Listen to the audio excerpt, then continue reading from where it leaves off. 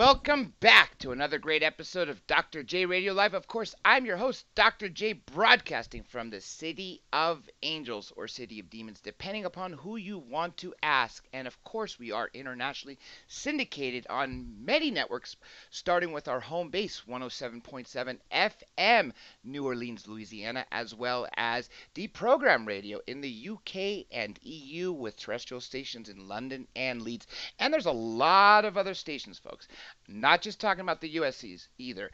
You can check them out. I mean, literally, they're listening to this in Hong Kong. That's how many different affiliates there are. You could also listen through iHeartMedia or YouTube, Spreaker, SoundCloud. Folks, just search UPRN, United Public Radio Network, or Dr. J Radio Live. Now, another day with two, that's right, not one, but two amazing guests. And I got to tell you, folks, I hope you all had time to read the biographies because you're going to be in for a real big treat. Very, very informative of topics that I think a lot of people listening to the show know, at least to an extent, but I don't think you folks most of you, I know I didn't for a long time, really know how important these topics really are. We're talking life and death, literally, of the soul, thousands of years from now, the past lives, what is going to happen after you pass away. What does karma have to do? All these things are relevant, folks. So I've given you enough time, I guess, to have a chance to check out the website so you could see who I am about to introduce the first hour. So without further ado, let me introduce her. We have, for this first hour, Miss Elena Servidio-Schwinn. Elena, welcome to the show. Thank you so much. It's great to be here. It's a pleasure. The true honors all here having you on because when I was chatting with you before we came on air, all these amazing stuff, I was thinking, wow, if I had a chance to just record it and just re-hit play once this started, because everything you said, as I even commented on your biography, not only valid points, but there's such the knowledge that you put forth. What you inspire people to do is why I'm so excited about this show. Now, I went through a couple things with you before, and I settled on the general topic of law of attraction. Let's start talking about that if we can, Elena, because I don't know if many people understand that the movie The Secret, which was probably one of the most modern day documentaries that brought up the law of attraction again, really cemented that we are right now essentially have the ability to create whatever we want. Oh, absolutely. We can create whatever reality we choose. And the whole thing is it's a choice.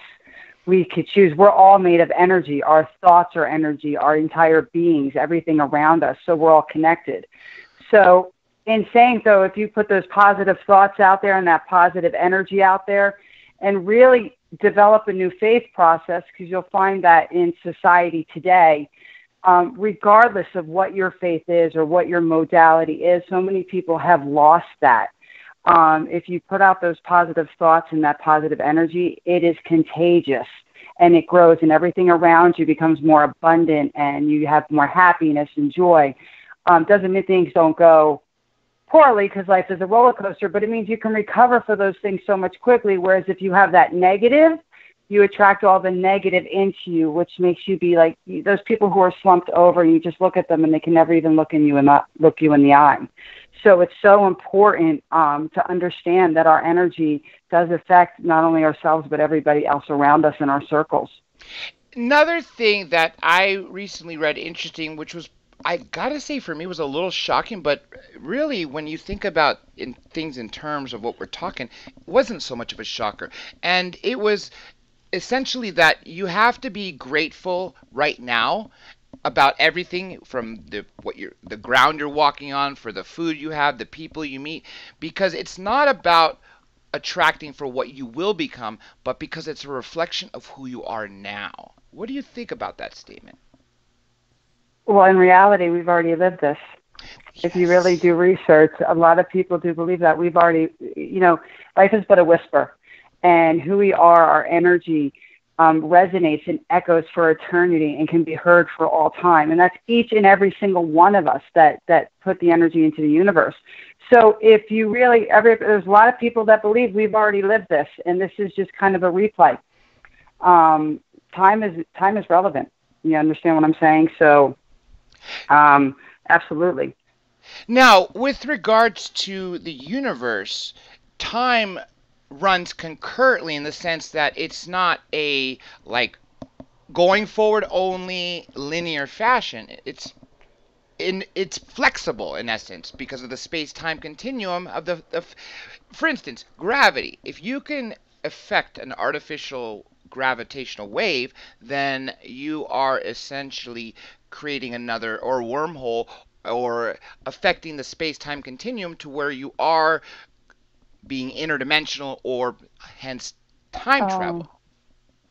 And what people don't realize, to me, that's such an exciting topic because it's so spirit-filled. Because I don't know if people are familiar with the Merkaba and the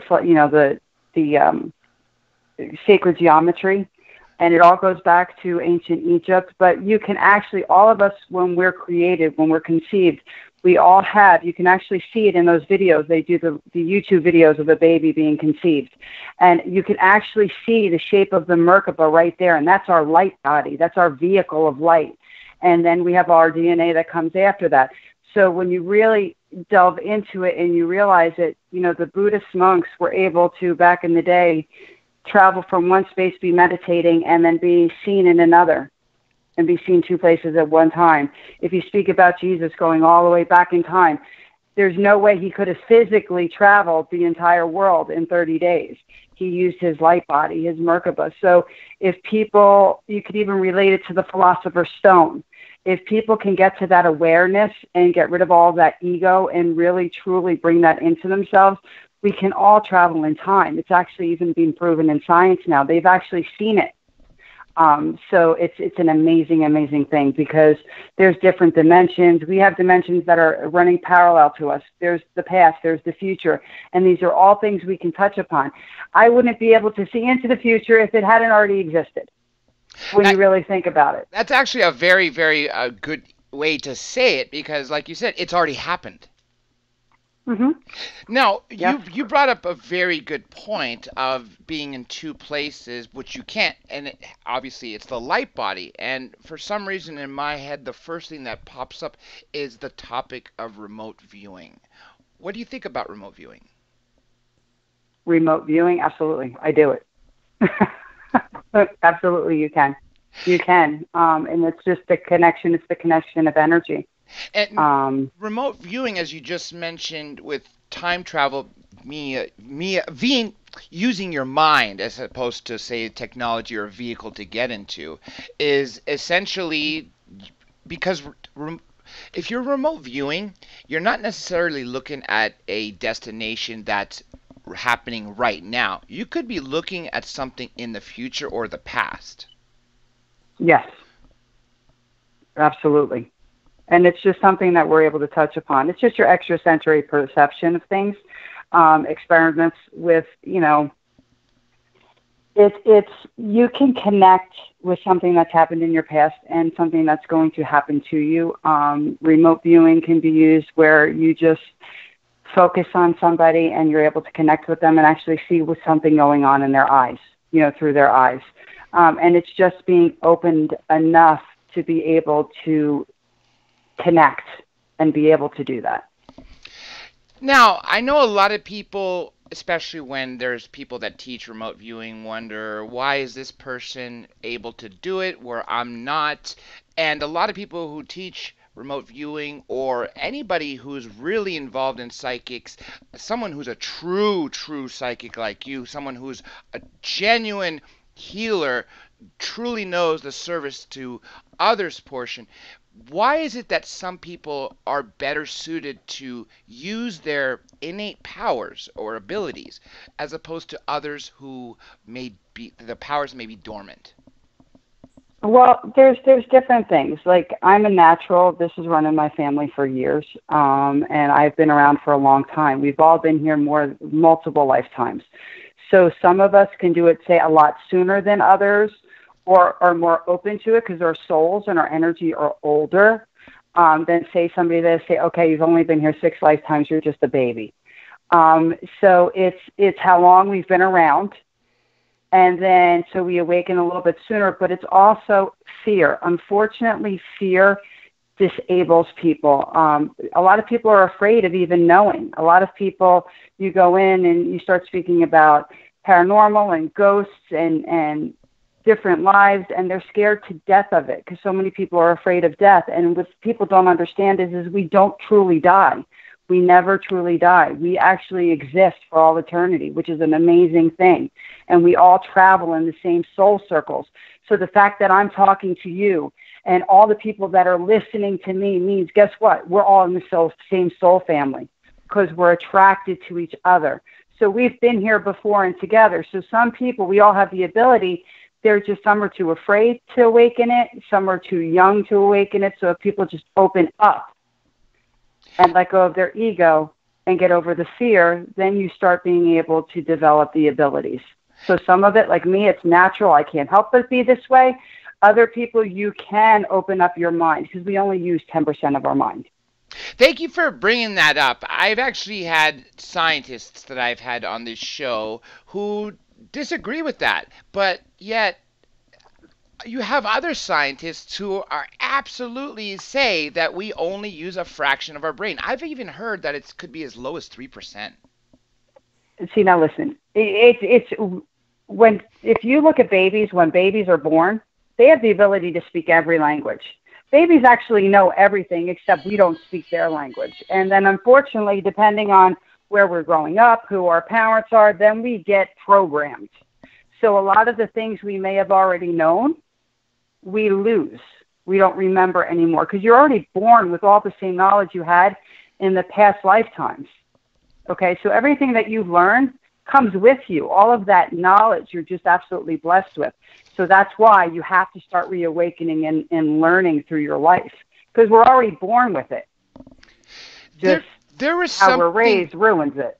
That's true, our belief system. There was something that me and you were chatting about before that I think it's a good time to bring it in right now.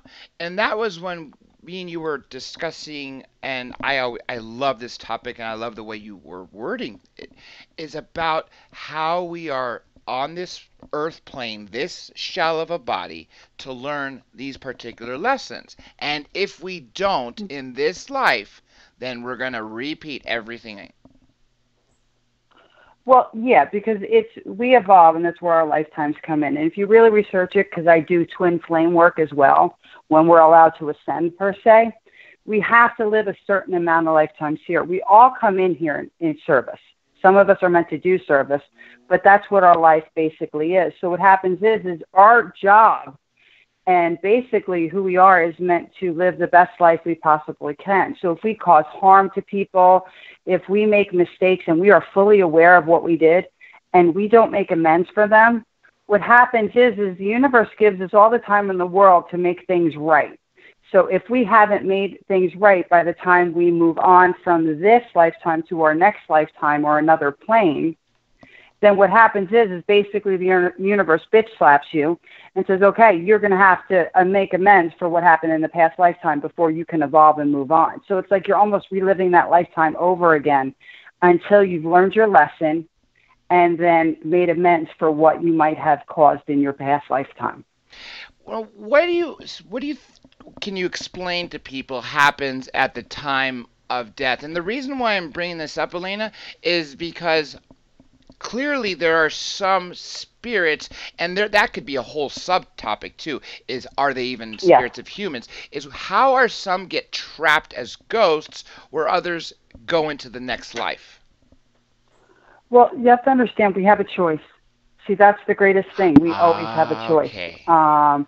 So that's number one. Number two, there are some people that are violently taken or they weren't ready to go yet type of thing, like one of those, a car accident, something like that, where they end up being trapped here because they're not accepting the fact that, or even aware of the fact that they've passed on and something happened to them.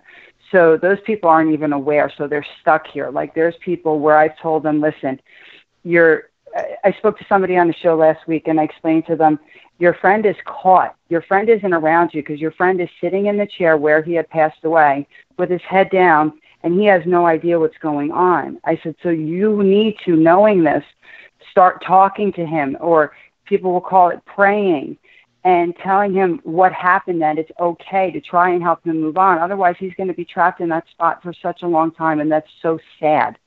And then you have the people who choose to stay to be our guides. We have family members, or even, it doesn't have to be a family member, people who choose to stay as spirits, and they're walking the earth as spirit guides to help us. And then you have the ones that have the choice to move on and be reborn again. So all of those things are choices. And then you do have some people that have the negative in there, because unfortunately there is negative energy, and those actually are malevolent type spirits, and those are the ones that we really work on trying to keep away from people. So that is out there. That's why you have to be very, very careful what you do and who you look at and what you allow to attach to yourself. That's why having that positive energy and only allowing love and light around you, if it's not there for unconditional love, get away from me kind of thing, is so, so important. And the more we are awakened, as far as not paying attention or ego, but paying more to our intuition, you were able to know by being in the presence of somebody if they are, in fact, giving off that negative frequency of being harmful people, right? Yes, you absolutely know it. You get the feeling. Like, in fact, I was talking to you that with my publicist, we'll walk through the city and I'll be like, let's play a game. Yes. Negative energy versus positive energy. And I'll walk through and I can feel like I will not go near somebody who has that negative energy unless I'm going over to heal them or to pull something off of them. Like if I'm going to go near somebody like that, there has to be a specific purpose. Otherwise, I stay far away from it. You can feel it. You just know. Some people, the hair goes up on the back of their necks. You just feel like when you go by, it's just this gross, horrible sludge type of feeling. So we'll go through. I'm like, okay, which one has the negative energy? Which one's in a really bad spot right now? You know, even it could be somebody that just has something attached to them. And that's why so many people get depressed right now. It's because things actually attach to them. Can't get inside of them, but attach them and weigh them down. And then we'll go through and then pick out. So she'll be like, I'm like, yep, you're right. Nope, you're not right. That type of thing. So you can absolutely feel it and know the difference. I'm glad you mentioned that, what you do, the exercise that you mentioned. I'm going to say that shout out to Lainey right now. Anyhow, and this is a perfect segue in the sense that I wanted you to talk about what it's like to converse with those from the other side, because you even just mentioned right now, you have made some that didn't even know they were dead aware that they can go. Mm-hmm. Yeah, it's really sad when you deal with something like that. It's very, very sad because it's very hard to even cross them over because they're not aware and they're in denial. It's like when people are in denial in life, they hold on to it in their death. And some people just don't want to let go of the ones that they love, and they're too afraid of what's on the other side, not realizing that it's okay, that they're going to be fine. But yeah, I talk to dead people all the time. They're like my friends. I mean, really, I'm never alone because there's always somebody around me. And that's another question I wanted to ask you is, what state do you see them in? For instance, if someone died in a horrific way, like you said, almost even suddenly, like a car accident, do they appear the way they looked on this plane after the wreck, or do they appear like whole? Each one is different. Like where it's really weird because no matter what house I pick a house that has to have a certain feeling and energy, but they're all always, let's say, quote, haunted. And a house that I chose in New Jersey that I was living in, I kept on seeing this ghost, and my daughter actually saw her because some of my children are gifted. Saw this 16-year-old girl who was in a white nightgown, one of those long nightgowns that was from the early 1900s. And her name is Emily, and she had red hair. So I saw her as a 16-year-old. And then she continued when she realized that I could see her and we started talking. Her big thing was for somebody to know what happened to her. And it turned out that It was French Huguenots that lived on this property. And she was basically somebody that the master of the property was sleeping with. Okay. Ooh. And was married and had a family. And then she ended up getting pregnant. And then I live up on a cliff type thing. And what happened is it was so sad because she went to talk to him thinking that everything was going to be okay. They had gotten into a fight, and he had pushed her and had hit her head and killed her. So she was actually buried. He actually buried her on the property, and nobody ever knew what happened to her. So some ghosts will come to you and talk to you because they want you to know what happened. Like with the Kevin Bacon, the Kevin Bacon movie, Stir of Echoes. Mm-hmm. The same thing. So some of them are there to kind of let us know what did happen. So it's interesting and it's so sad. And some of them just want their story told. Some of them just committed suicide or had issues and they're just trapped here because it wasn't their time to leave. You know, Elena, I gotta say, this is amazing that you're saying this because I interviewed Grant Wilson. I believe it was Ghost Hunters. I don't know which are the two of the shows, but I believe he was the star of Ghost Hunters. And he had a particular one ghost that he's ever dealt with his entire career, where the whole haunting was solely because that ghost wanted to tell him and the team that he had been murdered by the resident who lives there. And the proof is buried somewhere in the backyard. And that ghost had literally been here since I think it was the 30s or 40s till recently, just for that reason. Yeah, they do. They do. They speak. Spirits speak. They do. And the funniest thing is you can hear them. A lot of people will sit there and they get really creeped out because they see a flash of light to the right side of them, or go run past them, and they think it's somebody there. Well, guess what? It was somebody there. There was something that just flashed by them. If you just calmed yourself down and opened yourself up, you'd be able to see them. With people who have passed on. Now, because I'm a medium, a lot of people will say, okay, if you go to a medium, I can't guarantee you that your great-grandmother is going to come through and have a conversation with us. Because if they chose to move on and they were good with things, they're not coming back. You know, but it doesn't mean that your next door neighbor from down the street when you were growing up, they used to give you candy every day, doesn't come through. You know, we can't guarantee who's going to come through. So somebody says, okay, I can guarantee you, I'm going to let you speak to somebody, they're full of it. But when you want to get in touch with somebody and it's somebody who is so very important to you, you can actually slowly start opening up to yourself and start having conversations with them. But you have to have a faith process and allow yourself to hear them. And then it's the most amazing thing. It really is. You're actually saying to vocalize, or can they actually converse with them telepathically as well? Telepathically. You can absolutely converse telepathically. But the biggest way, like I had somebody I worked with the other day, and they had signs like we were going through, and they were signs that her mother was coming through. Okay. Mm-hmm. And she's like, well, can I talk to her? I said, you absolutely can. I said, now that you're aware that these were the things that she was doing to start talking to you, now you know it's her. So now, perfect, and this is an exercise, because really it's an exercise to open up your brain kind of thing and open up your spirit. If you're driving in a car and you shut off the radio, it drives my kids nuts because I will not play music in the car, because that's actually when I have conversations, I meditate, believe it or not, and can still be aware. But when I'm driving, if you turned around and drive and you say you wanted to talk to your father or your mother, and you just start thinking about them and focusing about them, and you ask a question, sometimes you'll get the question back in your own voice in your head. Like I'll sit there and go, okay, I get it. I know. I understand. Like I'll have full conversations and I hear their answers. I actually hear them verbalizing it to me. But in the beginning, people will get like a knowing, which is they got an answer, but they didn't hear it. And that was from them. And then as they really start opening up, then they're able to start hearing them. And if it's because some spirits will come in their true form, some will come as a mist, some will come as a smell. So it's really how open you become and how much you're able to see and hear. The way you describe telepathy is exactly the way people who have been abducted or have been in contact with anything that has telepathic or telepathy.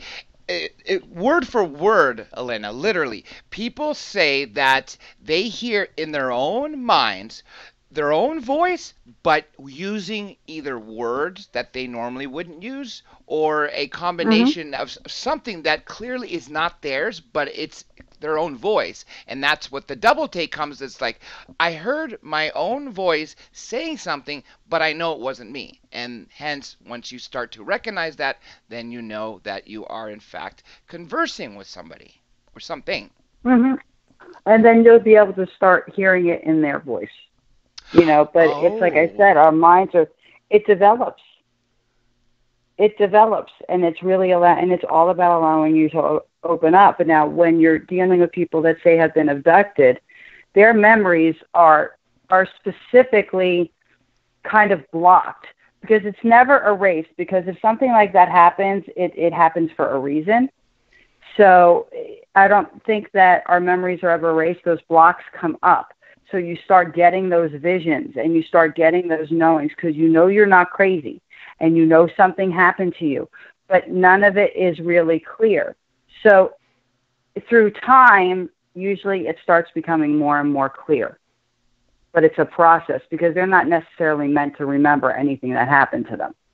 But because of the way our minds are, you can't erase it.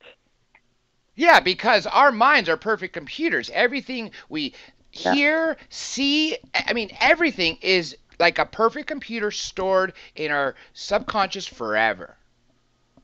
And everything is imprinted. It's not only stored, because you can erase something that is stored. We can lose that. You cannot get rid of something that is imprinted on your energy, on your spirit. It's like your scent type of thing. We all have specific scents. The stuff that happens to us, the traumas that happen to us, that's why we do soul retrievals to try to bring back those, soul defragmentations and retrievals to bring back all those fragments that were taken from us due to traumas or anything. When it's imprinted on us, that affects you for all time. It's not something you can ever get rid of. I'm glad It's you just actually something you just learn from. mentioned the all time, Melina, because I that was my next question I was going to ask you was every moment we're literally imprinting what's happening into us, like you said, forever. And that's why I'm glad you introduced a new word in my vocabulary. Instead of saying stored, because like you said, it could be erased. I'm going to start using imprinted because Oh. we've already been here multiple times. It could be Mm-hmm. thousands of years. Every imprint in our impression that's in our mind from each previous life is still here, right? Mm-hmm. Absolutely. And it's not just, you can't just put it on the mind. It's imprinted through your entire being. It's everything. So it's like when people think mind, they think brain. But it's not. It's your consciousness. So it's imprinted on your being and your whole consciousness. And that's what really sets people apart. What sort of advice can you give to those who are trying to remember either the lessons or possibly experiences they had in previous lives? I mean, you can go through past life regressions and soul retrieval type things, but honestly, it's learning. The first thing that people need to do is learning not to care what anybody else thinks. We are so caught up as humans that we actually care how people perceive us and see us that we're too afraid to open up and say, okay, I know I've been here a couple of lifetimes. I know things have happened because a lot of people don't believe in that. So it's really not caring what people think, being comfortable with yourself and allowing yourself to start breathing. And your breath is everything. Because if you slow down and allow yourself to breathe, then you allow yourself to feel. If you allow yourself to feel, everything within you opens up. And that's where all of your memories and emotions are stored. So it's a process to do this. And it's just walking out and just starting just thinking to yourself and just staring out. Like some people, like I resonate with water. I'll walk on the beach all day long and I just stare out, and all of a sudden I just get all these knowings, and I start remembering things and reliving things. And then you're like, wow, I don't ever recall that. And then it turns out that that was something that might have happened 3 lifetimes back. And then finding somebody that you can work with that can help you sift through all of it. So what of it was real and what of it is a dream? Because you have to be able to sift through these things. I heard, now correct me if I'm wrong, I've heard that once you are able to, it's essentially a domino effect, that once you are having that introspection and you finally make that first step, that the rest sort of falls into place over time, but it's that first hurdle. It's hard to get over the first hurdle, but once you're opened up, you're opened. You're open, and it's like if you've seen born-again Christians and they're running around the church and they're just spirit-filled. It's just one of those things that once you're opened up and you can see, all you want to do is learn. It's like all of a sudden you become a sponge and you want more and more of it. It's almost like having an addiction. So, which is a really cool thing, because if you choose to, the possibilities are endless. And it's just really finding the path and what you want to focus on first. Because once you start opening up, then you want to focus on those things. A lot of people will research, and they'll actually research their lineage and family lines, and they start recognizing things way in the past, which is really cool. I saw recently, and this is old because it was, I think, on the 2nd or 3rd season of Unsolved Mysteries, and I remember when this episode aired, but for whatever reason, my mind sort of pushed it to the back until I recently saw this again, and I'm talking about the original with Robert Stack. It was an episode that had these children that up until age 7, they are remembering memories of the family member whose life they lived. For instance, the grandson of somebody who the grandfather passed away, and then the soul slips into that grandson when he's born, will be in the restaurant with his father, and then the waitress will come by, and then the kid will say, like, "Hi, Joyce. I used to know you when I was a big boy." Things like that. And I gotta say, I was startled because I didn't know that this phenomena not only existed, but it was more common than not. I mean, meaning that it wasn't just 1 or 2 cases. There are several. No, that's absolutely. We actually touched upon that at the beginning of the show when we were talking about soul families. There's a time where that's absolutely true, and that happens. Somebody could pass at the same time the baby's born. Family members can jump into it, and that's how they choose to be reborn again. And you can recognize your family member as well. If somebody had passed on and chose to come right back again, you will see them again. There's no way that you can't. But you may just look into the eyes, because when I say the eyes is the spirit to the soul, the eyes is like it's a portal. It really is. And you actually will recognize and go, wow. And you'll know what soul joined with the new one, because you're conjoining, because it's basically that one soul that's being reincarnated, but you're developing a whole nother human. So you're evolving. So it's actually like a hybrid. It's actually pretty cool. This actually gives a whole new meaning to, your eyes are me. I can see your soul when I look into your eyes, in essence, literally. Mm-hmm. Now, I have 2 questions that I like to ask anybody who's involved with ghost hunting. And since we touched on this, but we sort of passed that, if you don't mind, I'd really love to ask these 2 questions, because I really am looking for the yeses, and I rarely get them. You mind if I ask them to you? Okay. Okay. First Go one. ahead. Have you ever come across a ghost of a non-terrestrial being, like an alien ghost? Yes. Can you describe the circumstances and the species and all that? Species, I can't tell you. Okay. I wouldn't know the species. In my home, in that home where I said Emily is, which is the house in New Jersey, was extremely haunted. Extremely haunted, to the point where my son was being pulled off his bed when he was sleeping. My daughter was getting locked in the room. Because you have to remember, I have 5 children, and they were all around the age of pre-pubescence and adolescence. So that's when you have the most energy, which any being is going to be the most attracted to that light, especially when it's on the other side, because they absorb energy. So what happened was it was getting to the point where it was crazy, and I was saging and all that other stuff. So I talked to a friend who does ghost hunting, and I said, listen, I said, you need to bring your equipment in. We need to see what's going on in my house and see what's here. We need to cleanse my house. We need to grid my house with crystals. I'm like, because what's going on isn't a good thing. So when we went through the house and he had the spirit box where they speak through it, and we started talking, it turned out that what I had in my house was an ancient. Wow. Which is it's not a demonic. So an ancient is like the oldest form of being that is in your house or in that property that you cannot get rid of. So you're talking about thousands of years old? You're talking way beyond that. It's something you can't get rid of, and you have to grid them. You have to basically grid your house to protect, because you can't get rid of them.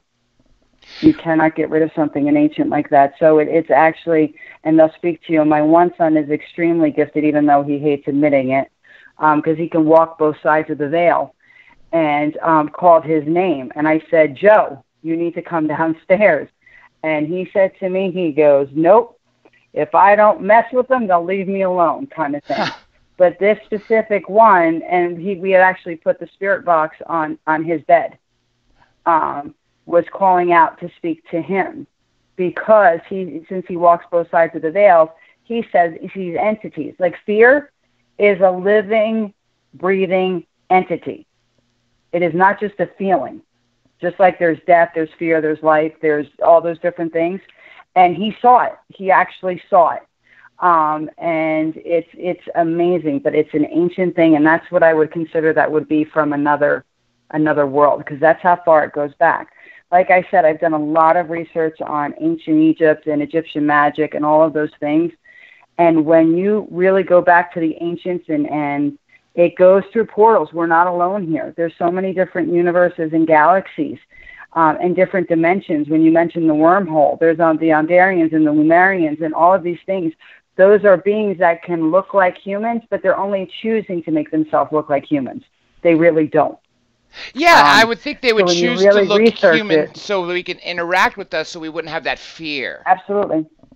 Absolutely. So when you really research it, it's amazing, because what they brought to the planet way back when with the pyramids and their science and their medicine is something that can't even be explained today. You know, I have a feeling you're going to already have a yes answer for the second one, and I'm going to ask it anyway. It's, have you ever had a ghost that spoke a dead language? And I'm assuming because of who you've already interacted with is the ancient one. Yes. What language? I had actually been coming back from Pennsylvania to see my friend Amy Berg, who is actually a white light Reiki master, and I'm white light 3 Reiki. And I said, you need to work on me now. Something's better. And I started it was like a gypsy type language. I don't even know. I started speaking a completely different language, and I had to get to her to have her work on me. And that was actually a past life me that was coming through. Wow. But it's a language we didn't know. You understand what I'm saying? Yeah. And that's how far back we go. But yeah, you have different ghosts that come and they'll speak, but you understand what they're saying when they talk to you. So even though we don't know the language, like I've heard Aramaic and that type of stuff, but even though we don't understand, like if you wanted me to speak Aramaic, I couldn't. If somebody spoke it to me right now, I wouldn't understand it. But when a spirit comes to you or another being comes to you, because it's really all through telepathy in actuality, and our energies are kind of connected, you actually understand what they're saying. It's like you have an automatic translator. It's like an automatic Google translator. When they start speaking to you, so you know they're speaking in another language, and you're like, I don't get this. How do I know what they're saying? But you completely understand it because it's all in the knowing. You actually answered what I was already going to ask you, which when you mentioned that you understand it even though you don't know the language, and I was going to say, is it's because of telepathy, which you just mentioned. Now, I've always believed that we humans were meant, if not born, with the powers of telepathy, because what we're doing right now, Elena, is we take our thoughts. We slow them down, and then we create words in our minds, and then not our consciousness, but our brains, and then roll them out on our tongue. Another step. By doing so, we've already slowed it down, and our brains are so much faster than we can speak. And also, it wouldn't just be communication of words. If we were to come across another human, or even like a deer, we'd be able to feel the joy, the happiness, or the pain and suffering more. So we're not just talking about when you have telepathy that you're actually hearing or understanding No. words. It's everything, isn't it? Oh, absolutely. Like, I'm empathic, but the majority of all of us are empathic. You can feel somebody's heart. You can feel if they're having an anxiety attack. You can feel anything that's happening with somebody, but it's allowing yourself to be in tune. It's all in what you allow. A lot of people don't like people in their personal bubble, in their personal space. Yes. So it's really allowing yourself to be that open. But it's really hard. Like, say when you're empathic and gifted like I am and so many other of us, we absorb everybody's energy. We can feel everything. I can go into a place and I know what's going on with everybody. I know if somebody's having a back issue. I've actually diagnosed people that had heart problems and said you need to go in because your heart is leaking. And they've actually gone in and got checked out by the doctor and were told they couldn't have surgery they were supposed to go into because he had a leak in his heart. So they actually repaired his heart. And he came back and he told me, you saved my life. So we're all that intuitive. We all have that ability to feel and sense something that's going on. That's why if you walk into a room, you'll just look at somebody that you're so close to and you know, okay, what's going on? And all you have to do is look at them and you know it. I'm going to ask you this because, Elena, you are definitely one of the super gifted psychics, and I'm really enjoying speaking to you. I got to say, I'm blessed to have been introduced to you, Elena. Now, society today, obviously is suppressing the knowledge and even makes us feel stupid by ridiculing topics. Oh, you believe in aliens, you must be wearing tin hats. There's no such thing as ghosts. Oh, you're talking to yourself, sort of thing. Oh, no. Why do you think that's not... it's happening? No, that's not true. Oh my God, there's a shift. There's a shift. There is a universal shift going on, especially on our planet. It's huge. And the coolest thing about what I do forever, it's like almost like I was allowed to come out of the closet. For years, people used to think people like me were evil and that we weren't, that we were something bad. And so many and we're called light workers is what we are. And then you have your indigo children and all those, like, autistic children really aren't, they're disabled to a point, but they're extremely intelligent. They're indigos. A lot of them are indigos and people just don't know how to communicate with them. My one son is autistic, so I know all about this. But the light workers, had to stay in the shadows because we were ridiculed and we were picked on. And what happened is because of the way the world is evolving and changing right now, if you notice, there's so many more of me out there. There's so many more Reiki healers out there. And like, I play with crystals and energy workers and people that are talking about sacred geometry and ancient Egypt and really starting to believe in magic. Because guess what? Magic is real.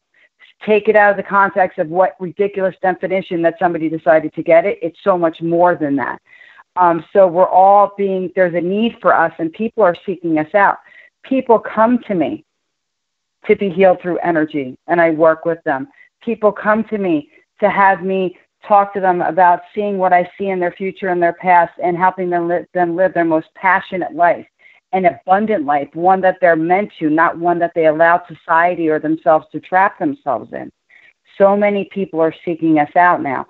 And the coolest thing is when Pope Francis came in his first year in, he turned around and he made a statement that a religion without mystics is just a science. When he did that, that was like I could come out of the closet because guess what? He said he made me legal. He said there was a need for me because in reality, if anybody believes that there were just 13 apostles placed on the earth and there was 13, not 12, okay, at the time when Jesus walked, and he was a true being, that there was 13 apostles, that those were the only ones that were gifted with sight and prophecy and healing, and that's all that the world was given, they're fools. We have been sprinkled through time, and we're here. And now we're allowed to come to the surface, which is amazing. So it's actually, there's an awakening, and more of us are coming out. So we don't face, that stigmatism that we used to.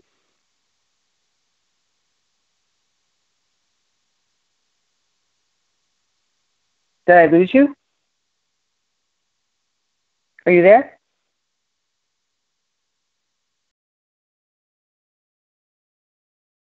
Elena, now I can hear you. Okay.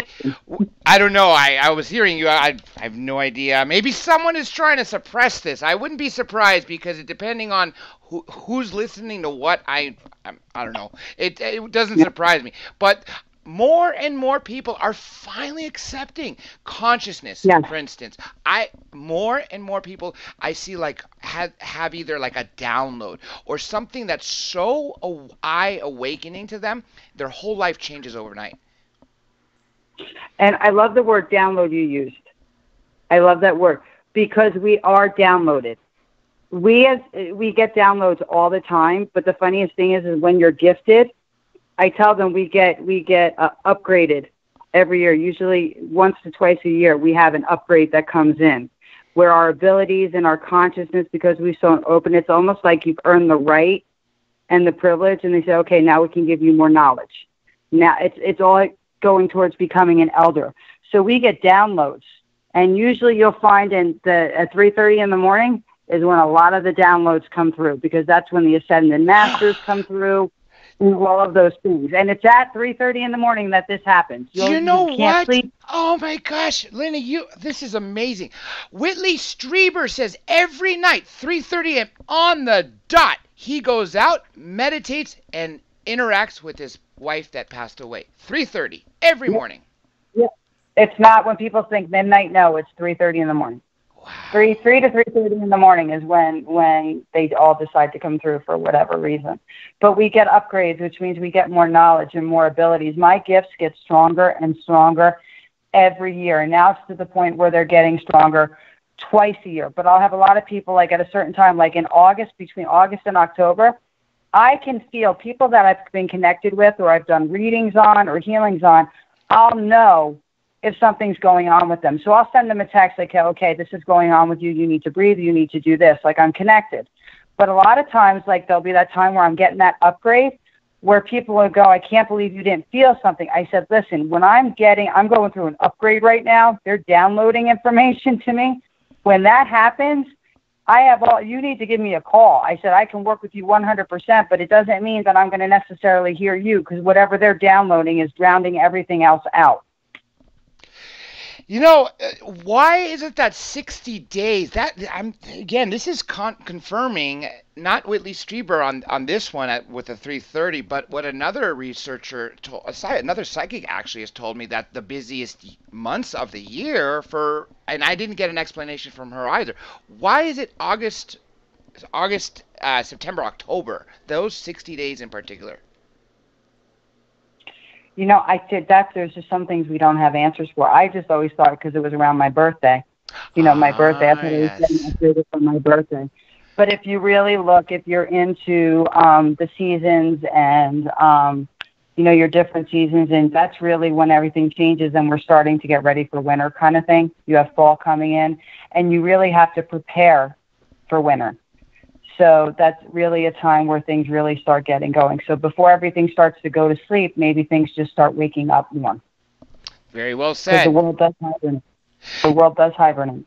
There is a question in the chat that was asked about 25 minutes ago that's been re-asked a couple of times. So I might as well ask it to be fair, of course, especially since the listener questions come before mine. This is from Lars Saturn, and he says, what is her understanding of Egyptian study? What is my understanding? Yeah. I'm very much connected. We all have lines that we come from, the people that we come from, okay? If you talk angelic lines, my angelic line, my man, my guy, the line I come from is the Archangel Michael, okay? And I directly come from the goddess Isis. Okay, and if my research goes all the way back as when you actually research, and a lot of people are going to get upset with me when I say this, but when you start researching it, you'll understand.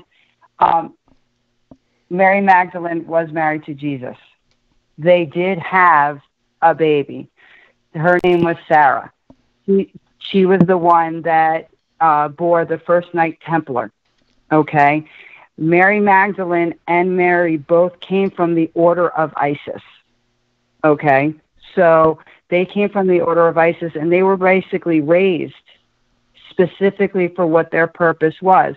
And if you look at the statue of Mary holding Jesus when he came off the cross, the same statue was already created when Isis's son. So Isis was holding hers.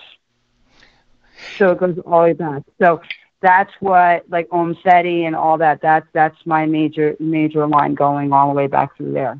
And it originates with her.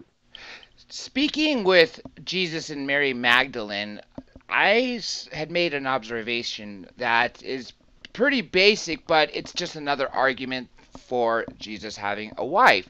And in the Greek and Russian Orthodox religions, which for the record out there for people who are listening, was the first Christian religion, priests can marry. Now, if Jesus was married, and that was the first Christian religion, and the priests are marrying, well, then that I would assume the reason is because the history, the precedent set by Jesus, as opposed to churches that have followed after where it's just pure celibacy. That was just something that popped in my head that I'm like, oh, let me add this into the argument, sort of thing. You have to understand, I was raised Roman Catholic, and then when I got married, my husband went from being Roman Catholic to being a Christian. And then now I'm a spiritualist.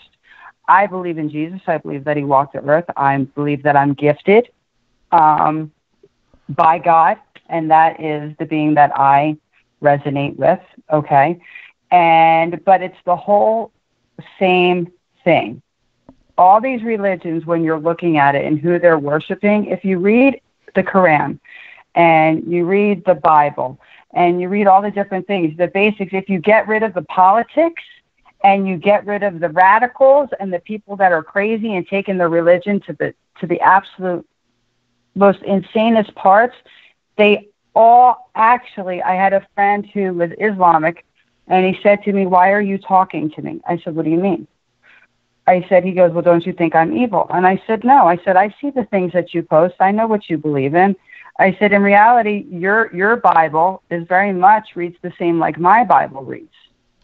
So it's all the same being." I said, "It's not your fault. You had factions that turned around and were zealots and using it for their own political gain and their own purposes." So religion is political based. That's why you have so many different parts of it, because they wanted to do it their way. I mean, you have to remember, you had people that they called witches. That's right. Wicca is the oldest religion in the world is Wicca, okay? And they worked with the earth and with the soil and with the herbs. And they created, people went to them to be healed. Now, you had the witch trials because men didn't like women having power because they wanted to be above it. So a lot of these women were falsely accused as being evil and witches because it was a self-serving thing. It wasn't the reality of it. They were like the first doctors in reality. Okay. So it's just religion itself. When you have organized religion, if it isn't based in unconditional love and healing and taking care of each other and that type of thing, when it becomes selfish, it's not a religion at all. It's just a politic. And this is exactly what I was mentioning earlier, I believe, before we even came on, the service to self versus the service to others. Mm-hmm. Can you tell people, I know it might be reiterating from what other people have heard from the past, but why it's so important to not be of service to self and be of service to others? Well, the whole thing is the first thing you need to do is be authentically who you are, okay? Which means follow your truth, which is, I'm big in people following their truth. So deciding who you are, but everything you do is in service to others so that you become more abundant. By being in service to others and doing the right thing and having that kindness and generosity, you're going to bring abundance back to you. But it has to start and you be authentically who you are. Otherwise, you're not going to get anywhere. Does that make sense to you? Absolutely. And that's why I've always, even before I knew this, Elena, to tell you the truth, I just felt wrong if I was not helping others or acting selfishly. I just, for some reason, I felt guilty. So I just knew that you gotta share. You gotta share your love. You gotta help someone in need. You got to be happy, appreciate what you have all the time. Absolutely. And it doesn't mean that you need to go out and, help the homeless and things like that. That's a wonderful thing. Being in service to others is being in service to the people who are in your life. Yes. To the people who surround you. It doesn't have to be on a global scale. If one person is caring about what's happening to another person and helping them, you're creating a ripple, like when somebody throws a stone into the water, and that ripple reaches out.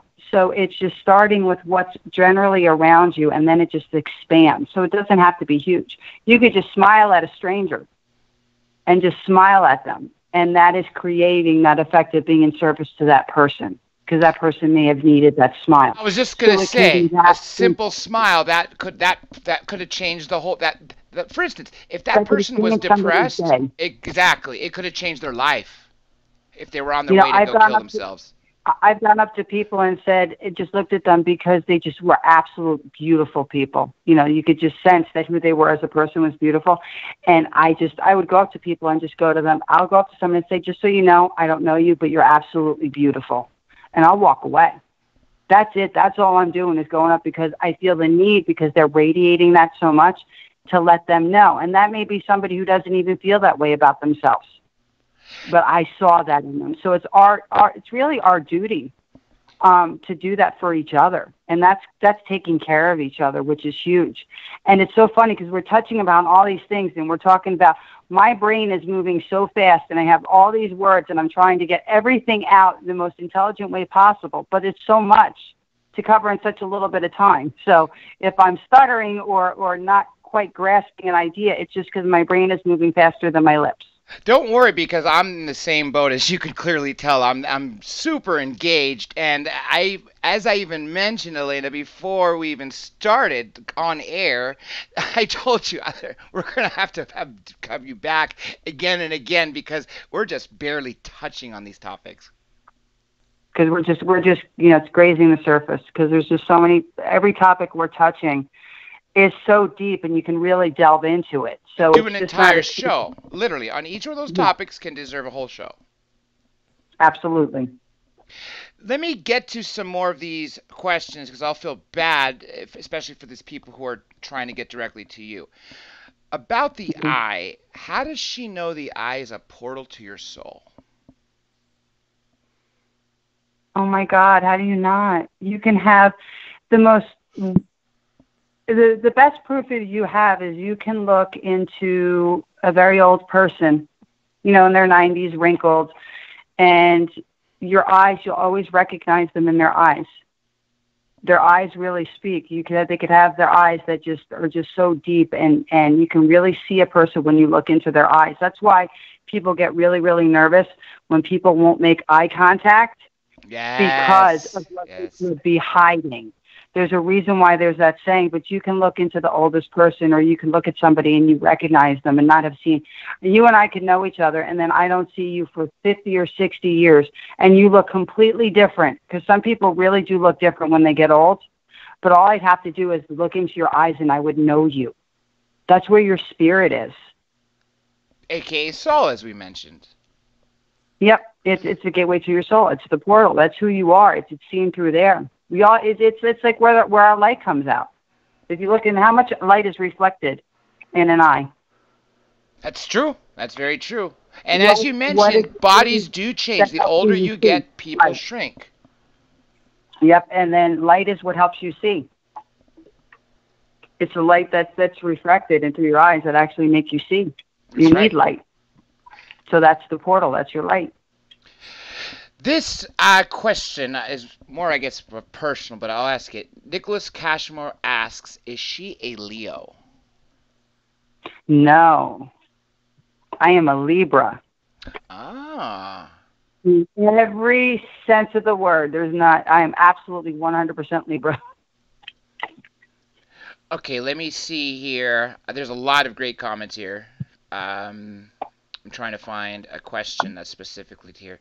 Okay, I'm just going to read this. Stacy Singer asks, I heard recently that the GFOL had declared the new Earth Orbit Confederation space, which implies they can now interfere. Any info on this? Any what? Info. That's the question. That's any info about that. Anything that I'm getting is I don't know much about that subject, what she's saying, so I don't know about that, so I'm not going to directly answer that because I can't. But what I can say is this, is that there's so much information that's coming from the universe that's coming down to us that they're sharing as much as they possibly can. That's more than I can honestly say, because that's the first time I've heard that. So, well said. I've never heard what she's talking about, but if you're talking about anybody being allowed to share information and global and this and that, there is so much information that's being downloaded and sent and so many signs. It's amazing. So if they're not allowed to, they are anyway. They're breaking the rules. This is All Day Beast 612. I was raised without spirituality or religion, yet because of my out-of-body, I really have seen the light, heard the voice. So what does that mean? It means that's a perfect example. Remember how I said when we're born as babies, we know everything and we have all the answers? And they're the purest beings in the world. They're the most beautiful, purest, precious being in the world.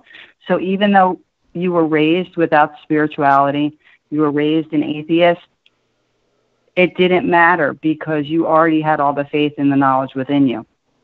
So you were able to break free from that. So that's actually really cool that you were able to, because a lot of people, I've dealt with people that have had to go through traumatic experiences to all of a sudden become a believer type of thing.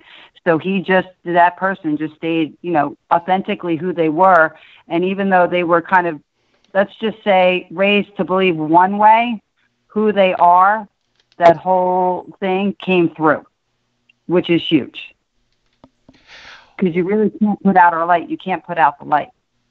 Darkness can never put out the light. They can extinguish it, but it always ablazes again. Here's a question that has to do with one of the titles I'd used for the YouTube portion. Okay, it's just his name. The user is just me. So can I ask what exactly is a Crossroads healer? Okay, the coolest thing about me, I see past, present, and future. I talk to ghosts. I'm also a personal trainer too, which is great. I'm transformation, mind, body, and spirit. Because I can see into you, I can get you to do what I need you to do because I know what buttons to push. I know what motivates you. Now, as a Crossroads healer, usually people that come into my path are people that are at a crossroads in their life and they have to make decisions. Or they may have gone through a bad divorce or been sick or something is happening to them. So what happens is they come in, I work with them, and I can basically see the path that they're on. If you're on the right path, I'll let you know you're on the right path. If you're not, I'll actually tell you what is actually meant for you and that this is what you need to change to get to where you're supposed to be, because for me, it's all about being passionate and living passionately and abundantly and getting everything out of this life, because you only get one chance this lifetime. You cannot do this lifetime over unless you've done something wrong, which we don't want to relive that. So it's all about being authentically you, standing in your truth.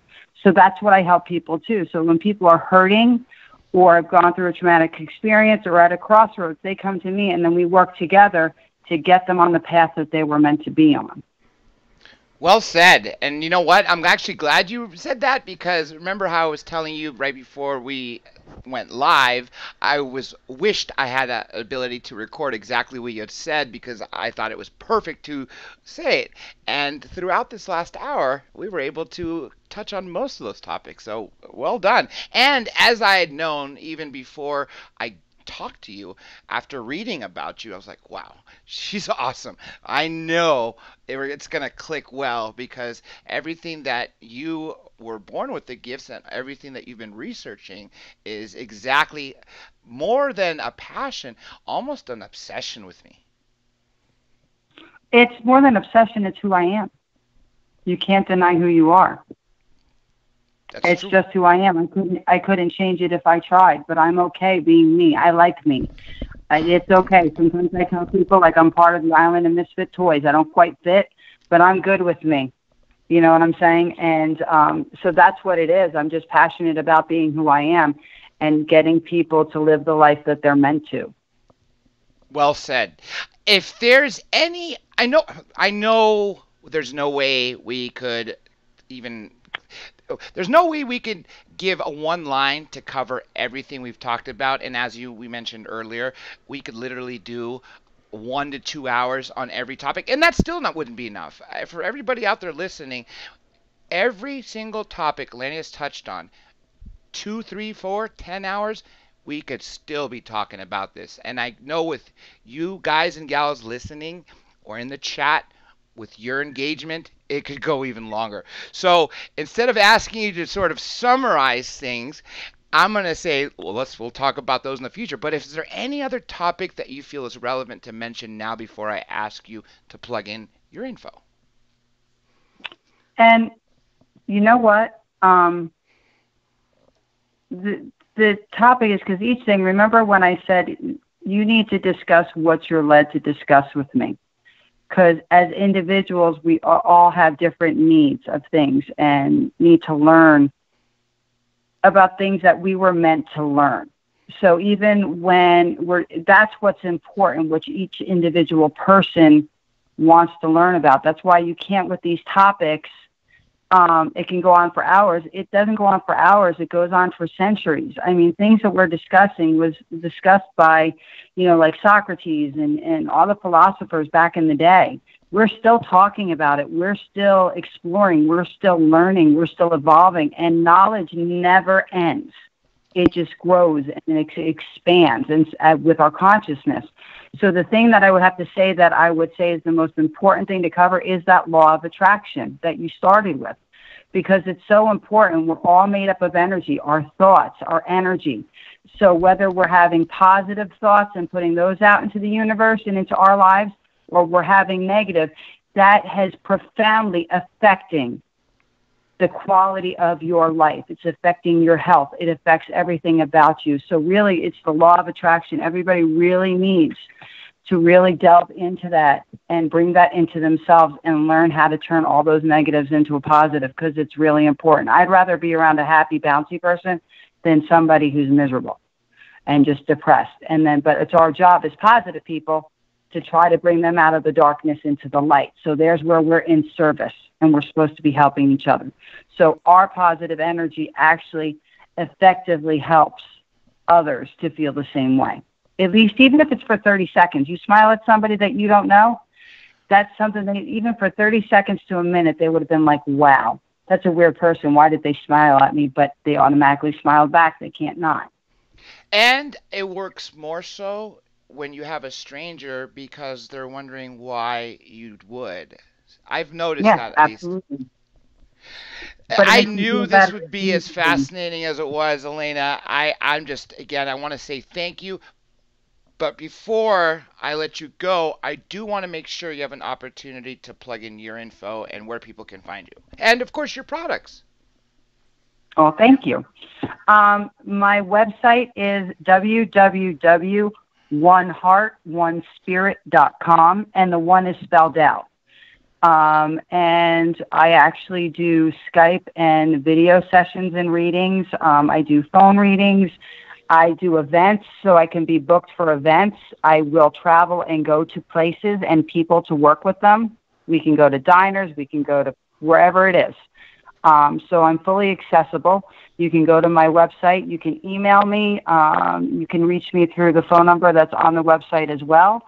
And as far as products, I actually work with crystals. I make crystal jewelry for people and charge them. I do full moon ceremonies. I do past life regression, soul retrievals, guided meditations, Reiki healings and energy healings.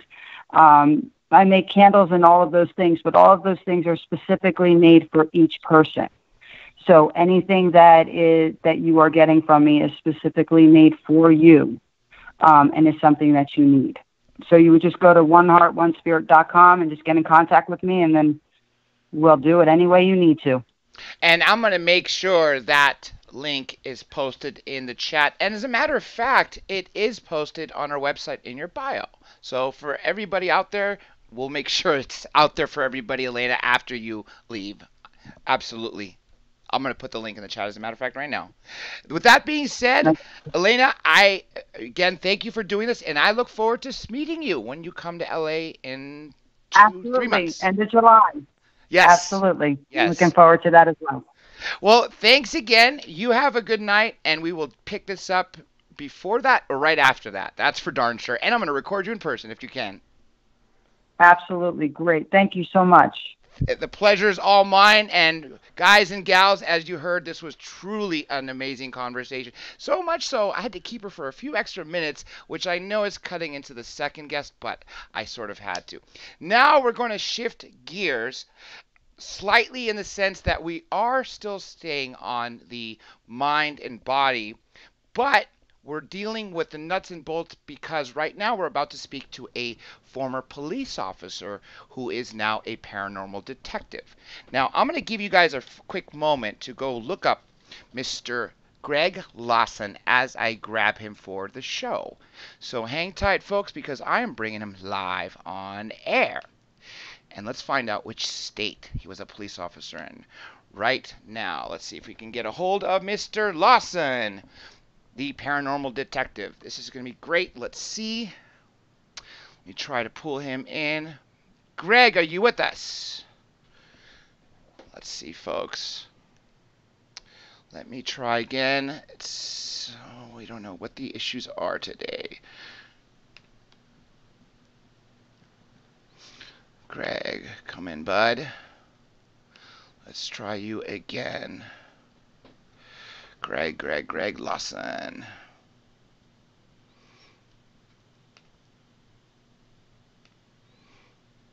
All right, folks, hang tight. Let me bring in Joe Montaldo, station owner of UPRN, to fix this. So let's see here. Joe, we need your help. Don't go anywhere, folks. The guest has been ready. I've spoken to him.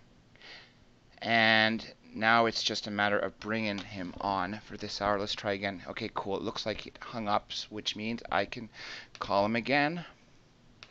Let's hope 3 times is charm. It could just be the system because of the group call.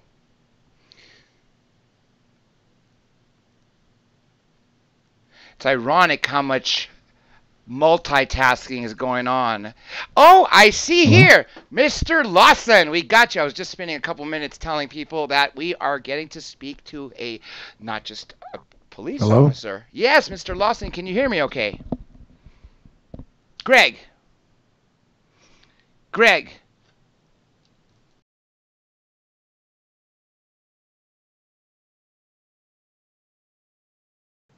I think we lost him again. Let's try again and figure out what we did. Okay, folks, hang tight.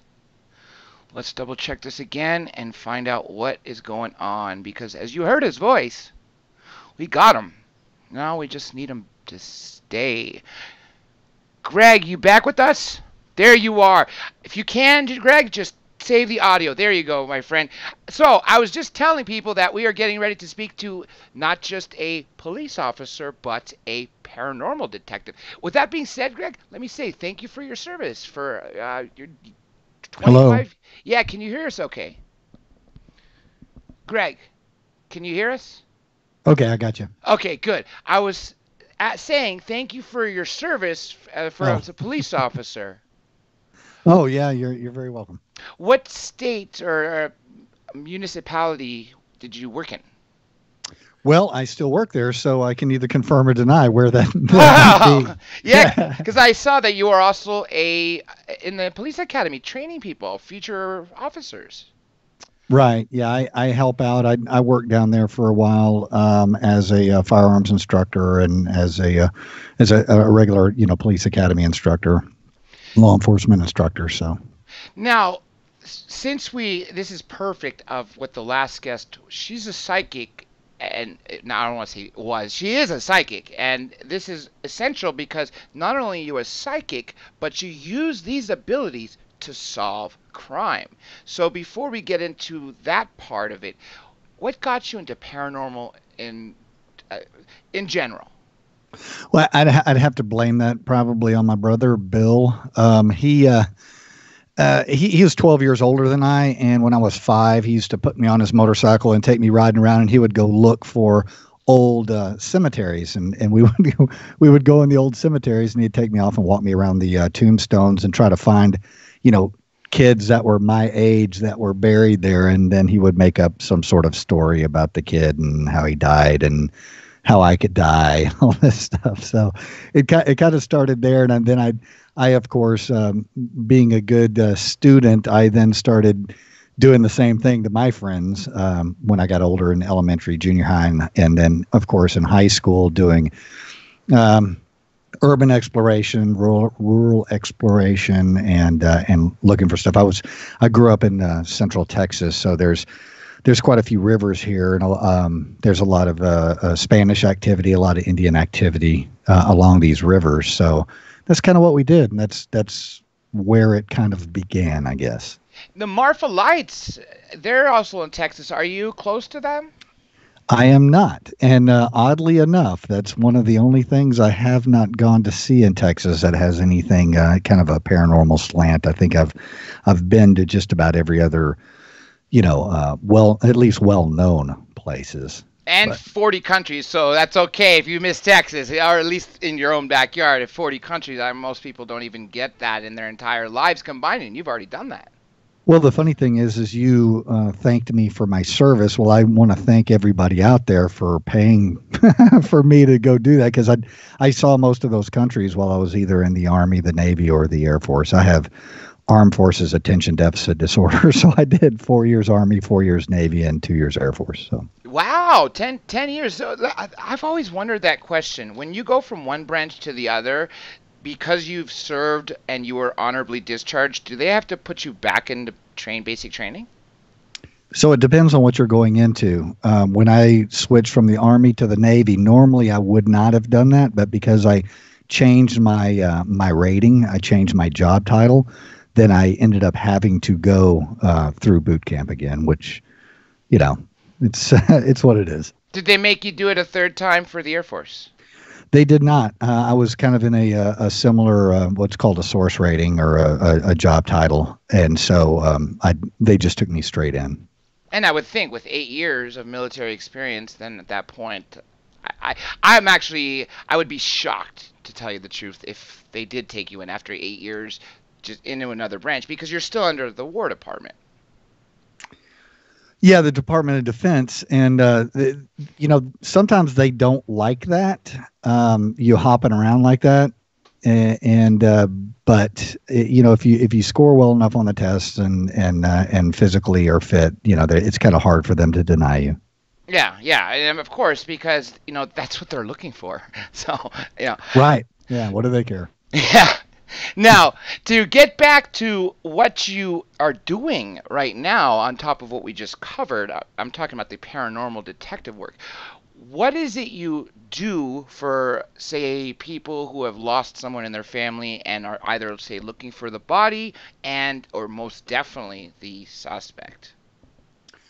Well, as far as that goes, I'm kind of my regular job is pretty much separate from paranormal detecting. Paranormal detecting is I'm more of a paranormal explorer, paranormal researcher. So I look at paranormal cases let's say Mothman or Bigfoot or, specific cases. And I will look at those cases and kind of review them on an industry standard based on, industry standard practices as far as investigations go. So, if you are an electrician and you decide to become a paranormal investigator, you just kind of go out and maybe what you saw on TV or kind of what you deduce yourself, you can conduct an investigation. The problem with that is there's a lot of things that you can do to screw up that investigation. And those investigations done by people who are not trained, it would be very hard for them to get what would be an indictment from a grand jury to put this together and go, look, Bigfoot is real. I want you to say he's real, and then show me your evidence. And the way a lot of the investigators do their evidence and do their investigations and do their interviews, they would not fly, and they would not get, a billed indictment on whatever it is that they're investigating, trying to prove or disprove it. So that's kind of the angle I go from the paranormal side of it. Staying on Bigfoot before we go into some of these other individual cases, if you don't mind, I'm gonna pin on that for a quick moment. That Sure. famous footage, I believe it's from, I don't even know the name, I'm sure you might know it, the actual video that was proven because of the way the creature, the Bigfoot, was walking. Was it 1967? The famous footage where it's just literally walking in the forest, like from left to the right? Yeah, you're talking about the Patterson-Gimlin film. Actually, my wife and I just spent the weekend with Mr. Gimlin in Huntsville, Texas. So he's still alive. Mr. Patterson passed a few years ago. But yeah, Bob is one of the best guys out there, man. He is a really, really nice, good guy. Now, I know that I don't even know his name off the top of my head. Is it Jeff Meldrum? When I had him on, we were talking about Bigfoot. He still said that one video, that Patterson video you mentioned, is to this date the only one that stood the test of time. And the reasons he gave for it, particularly the one that stuck out in my head, was because of the way it walked. In particular, the way something about the knees being bent, which is not the way humans walk. So he showed that it's not someone wearing a gorilla suit. And that I thought was interesting. What do you say about that? Right. So when you can take any person's gait, the style that they walk, as far as the distances, how they bend their knees and all that stuff. And you can assess that, and everybody has a little different gait as they're walking along, and the balls of their feet, whether they walk more on the heels of their feet or the balls of their feet, and as far as swinging your arms, if you're in the military, you're going to swing your arms differently than a person that's never been in the military. So there's all these different nuances to what you're talking about as far as trying to pick out specifics in this animal or this person's gait to determine whether or not that's human or not. And if you look at some of the movies out there, and you look at some of the creatures that human beings have portrayed, you can make your arms look differently. You can extend your arms, extend your legs, shorten things. And on these types of films, they're so grainy. They're old. It's really hard to determine what this thing is. I know that there's just as many articles and opinions on it being a hoax as there is to people saying that it is true. And the one thing I know is I can't make the determination, just because when you're doing an investigation. I give you an example. Let's say you're doing a murder investigation and the suspect lies to you. Mm-hmm. And you go, okay, and you think that that's the truth, and then you find out the next day it's a lie. So you go in and confront him, and he twists it just a little bit, and you go, okay, that makes more sense, and you go back out and find out that's a lie too. It keeps going and going, and at what point do you go, okay, it doesn't matter whether he tells me the truth or not. I'm not going to be able to believe him. And so for like this film that we're talking about, it's been around so long. It's been manipulated so much on the internet. It's kind of hard to sit down and affirmatively say yes or no what this is, because there's some pretty interesting analysis that people have done to that film, especially using stabilization technology, and zooming in on different parts of the animal, and it makes you wonder. Okay, so you're zooming in on this, and you've done all of this manipulation to see it better. Is that what I'm really seeing, or are you also hoaxing this? Are you trying to prove to everybody else that it's fake, and you put a zipper on its back, or you put a separation between like a mask and the body, and you can see it. You don't know whether somebody's manipulated that either.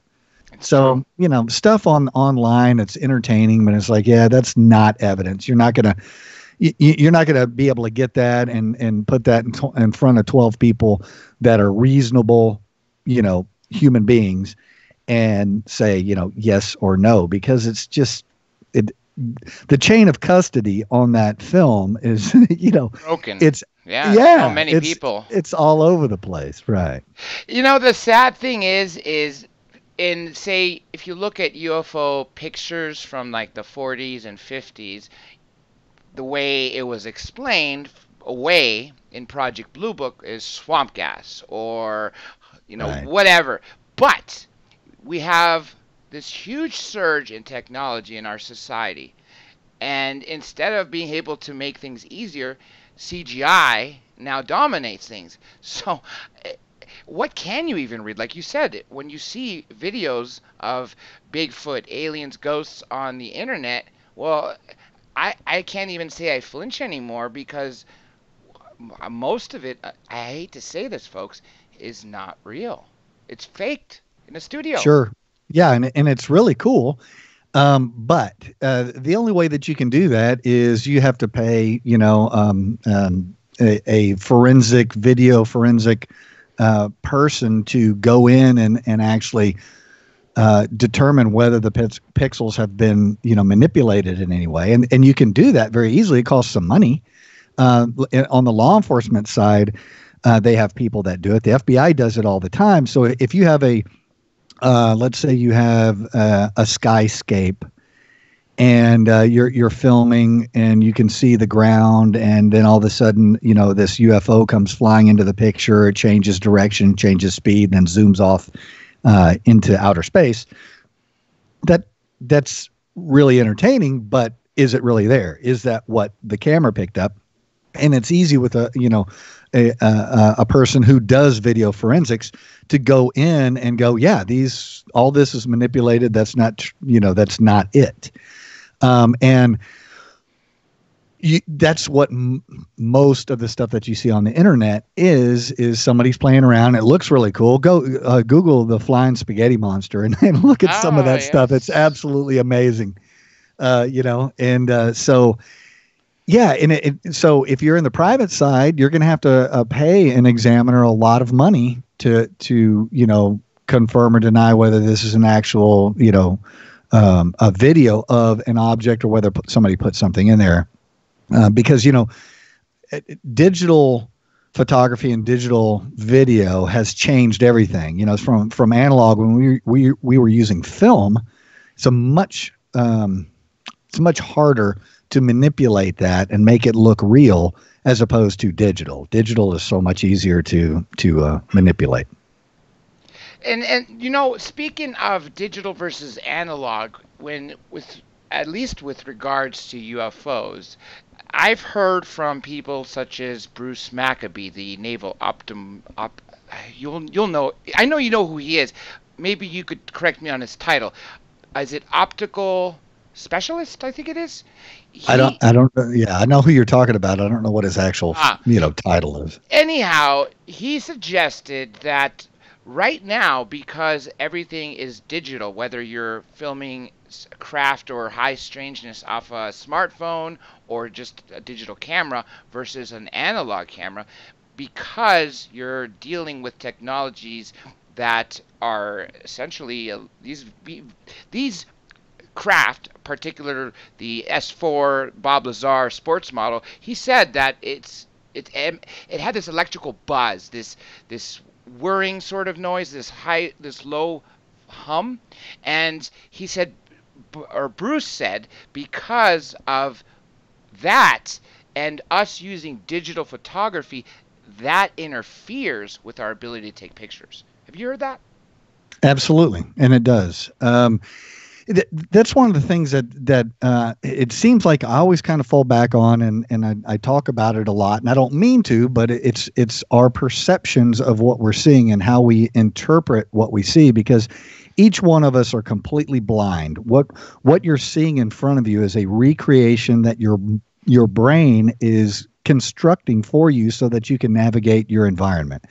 That your eyes are not the windows to your soul. This light doesn't just go back into your brain and this is what you see. That it's actually picked up by cones and rods, and it's turned into a chemical and electronical responses, and it goes to the back of your brain. Then your brain has to reconstruct what it thinks it sees.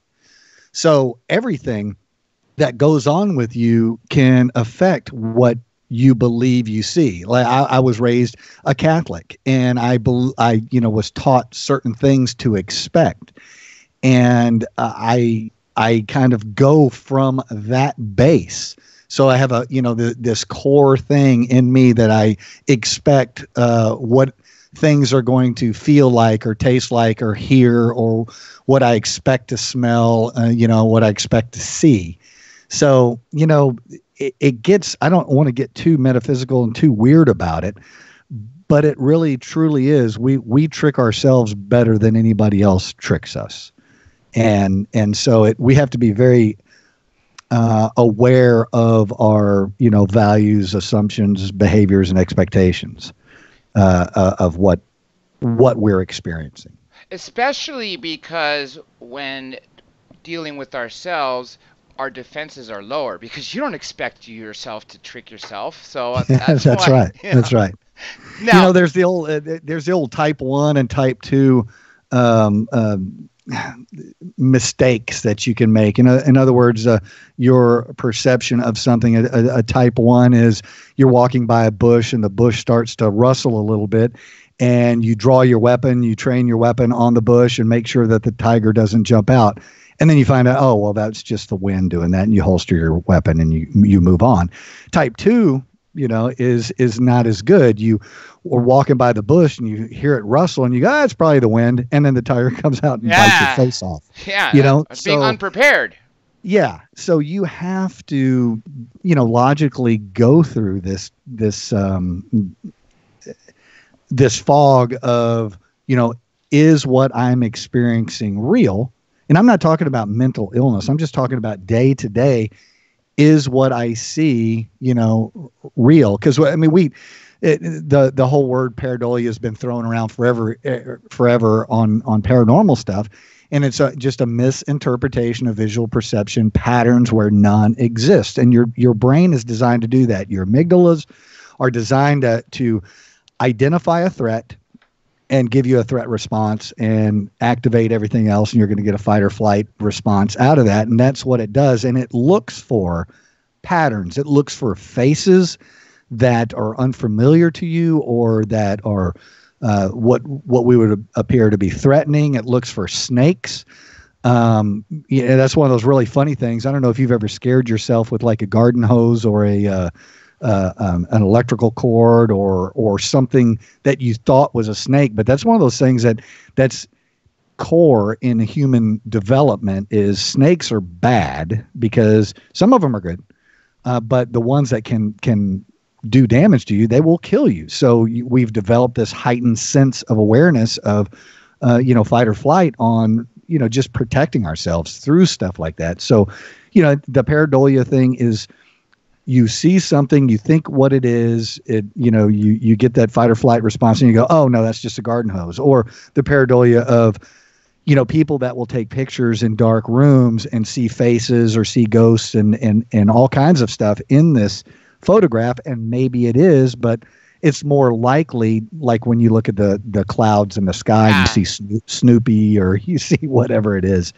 and we have to logically be able to look at that and make a good determination, make a good decision on what we see.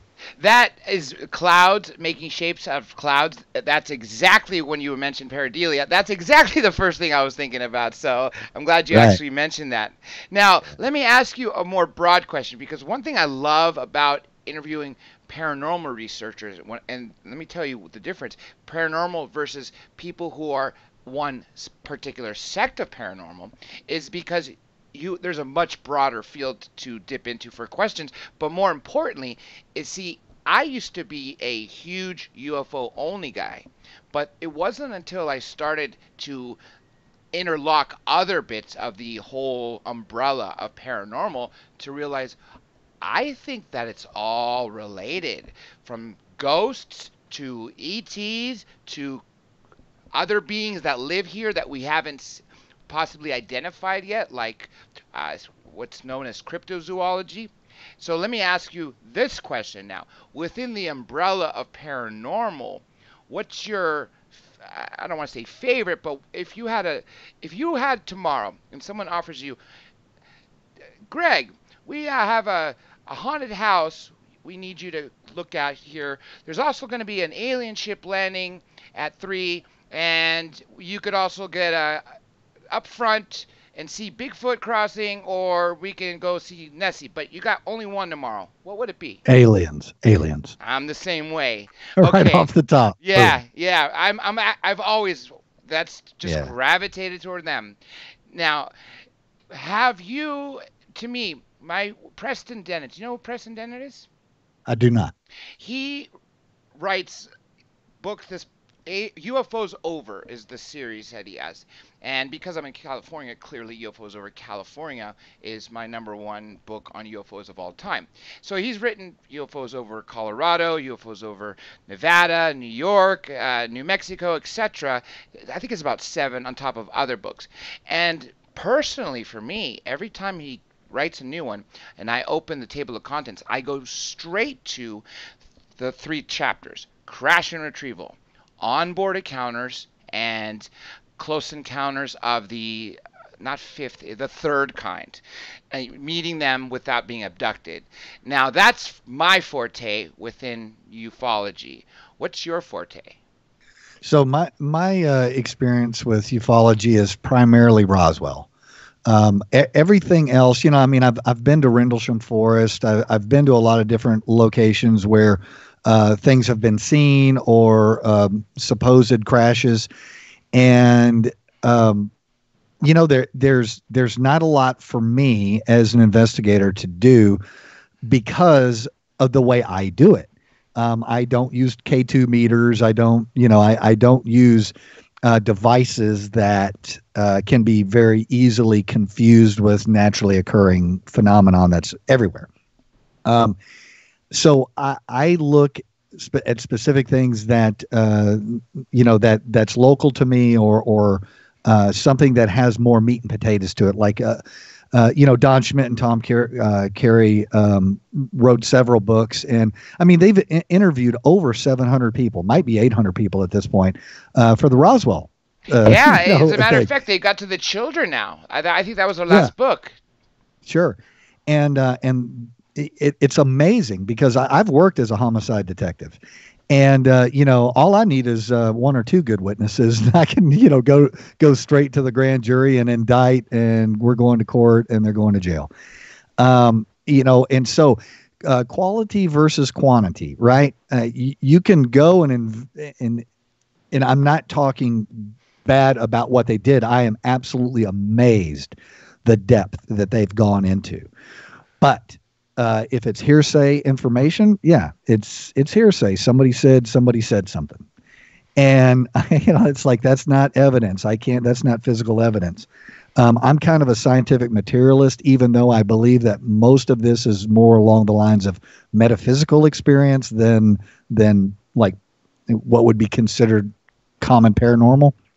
But when you're dealing with a case, I'm looking for one good piece of evidence, like a hair with some cells on it that I can test, and it'll prove that it's not a primate and it's not a human being. It's something else, and something else that we've never identified. Now that would get us closer to our Bigfoot, situation, or some sort of. I don't even know if you could go with radiation as far as a some sort of spaceship that has crashed, something that we can get that would be considered as physical evidence or latent evidence that would support whatever it is. And just having people say that they heard somebody else say something is not testimonial evidence, that it can't be used that way. So for me, I go to let's say to the Roswell thing. My wife and I went up there for I think 11 or 12 years straight. You mean the annual festival? Right. And I've talked to just about every investigator that had anything to do with anything up there, and kind of got their take on what their perception was on what happened. So that's my primary. I'm not a real broad. I don't have a real broad knowledge of a lot of things, but I have a very in-depth knowledge of Roswell. That was a long answer right there. Sorry. No, that's okay. That's okay. The Roswell, historically, obviously for obvious reasons, is that the government released the newspaper clipping that they got the crashed or flying saucer before they came up with the weather balloon story is one of the major reasons, but the other is just the sheer amount of witnesses, as you mentioned, what Tom Carey and I forget his other Don Schmidt did. Yeah. And of all those witnesses, aside from Jesse Marcel Jr., the late Jesse Marcel Jr., who now his son, Jesse Marcel III, is sort of in charge with the dynasty, as is the sister, which is also the granddaughter, Denise Marcel. I've always been fascinated with Colonel Walter Haut, because he had one story when he was alive, the memo to be released upon his death, and then an even more in-depth memo 5 years after his death. Right. And you're not in the military, but if you were, and you put a guy in charge of the only base in the United States that had nuclear weapons, you take Colonel William Blanchard and you go, okay, you got to be really good, so I'm going to put you in charge of this. And you're in charge and you're operating that. And then that knucklehead comes out with we found a flying saucer on the front page of the newspaper. He told Walter to release that press release, and he had to have approved it. And that is one of the biggest, if you look at it from that perception, it's one of the biggest blunders ever. Well, a lot of people don't know that Colonel William Blanchard ended up being General William Blanchard of the Joint Chiefs of Staff. I didn't know that. Actually, you just woken me to that. So that means something then, because if he didn't get demoted or fired or chased out, what did he know? Or that's right. That's a very interesting. So when you look at that, the only guy that took a hit on this was Major Jesse Marcel. He took the hit. He was the fall guy, no matter how you look at it, whether it was a Nazi spacecraft or aircraft of some sort, or whether it was some sort of advanced aircraft that we were developing, whether it was a balloon, whether it was whatever. He took the hit on that, because the thing that I could indict, the thing that I can prove is, and they finally admitted it, that the government lied to us, and they lied to us so many times, and they changed their story so many times. It doesn't matter what they come up with now. You can't believe them. It's impossible to, I fall back on that example I told you about, a murder suspect. You can lie a couple of times because you're trying to get out of trouble. and you can get it straightened out, and then you finally just go, okay, yeah, that's what happened. But when you just constantly lie and lie and lie, and it comes up later, and it comes up later. Colonel Thomas DuBose, who was he was right hand of General Ramey, who was at Carswell at the time, and DuBose did a really cool video on his, basically about 3 months before he died. And you can actually go on YouTube and look this up, and it's a great video.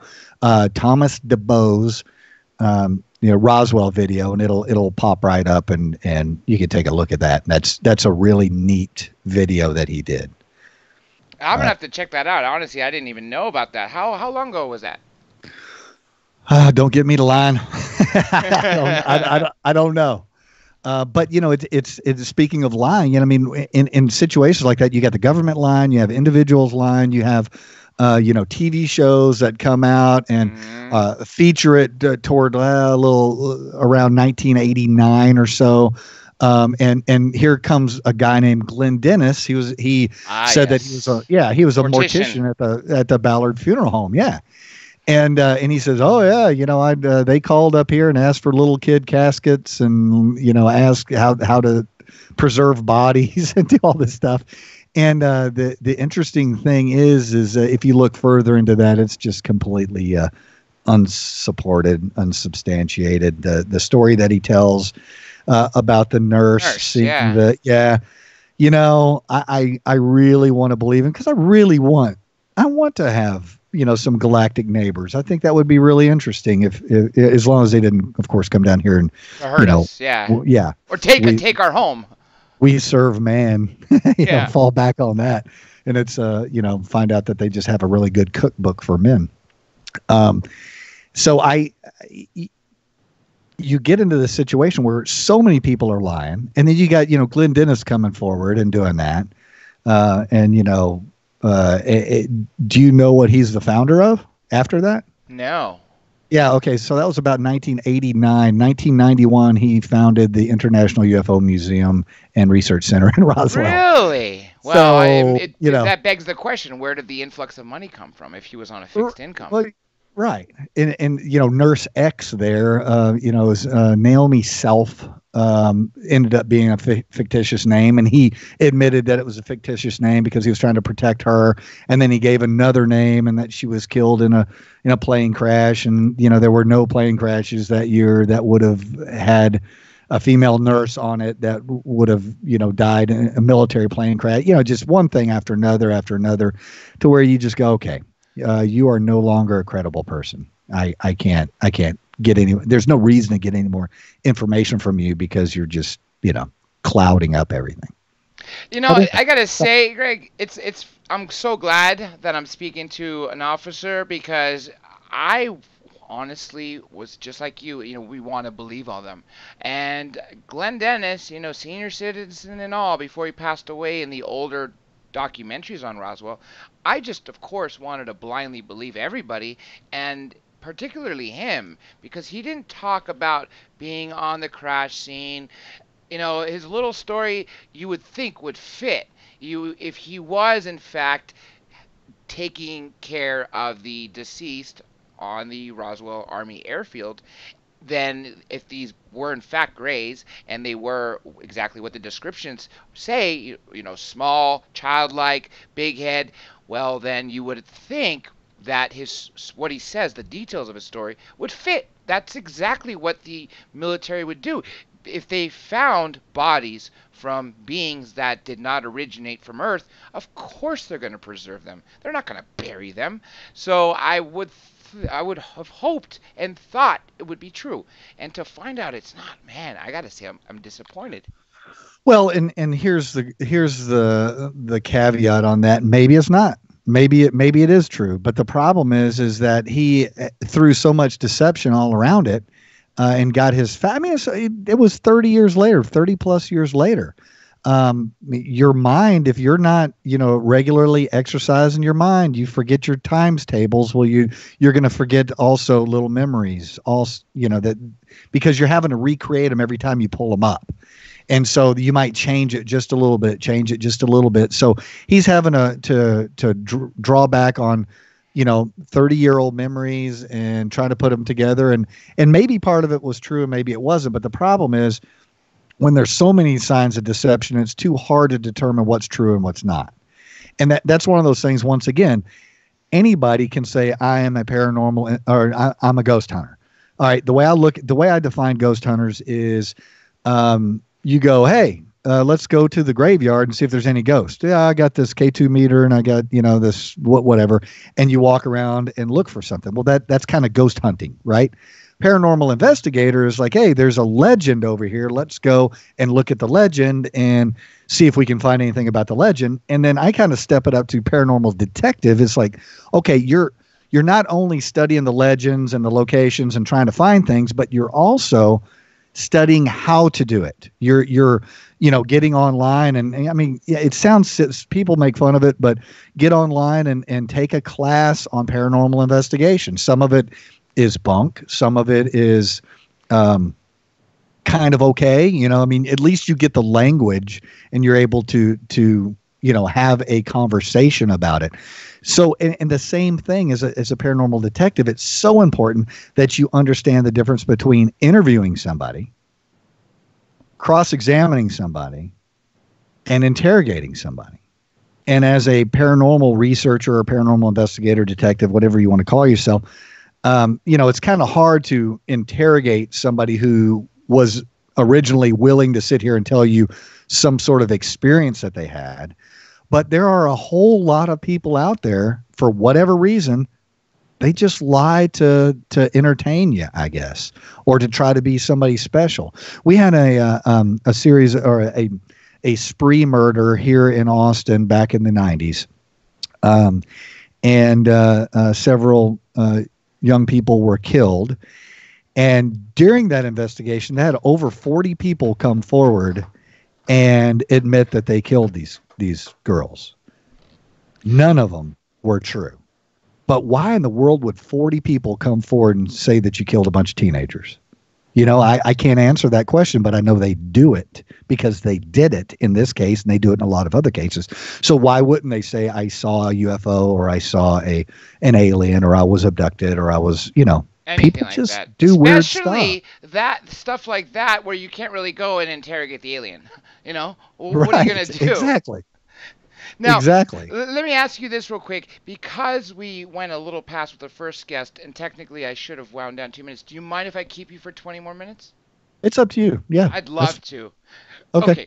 Now, real quick, I want to make sure the listeners have a chance, so I'm not stealing up everything, the conversation. We have someone here. Let me find out what country he's calling from, or not chatting from. That's the proper.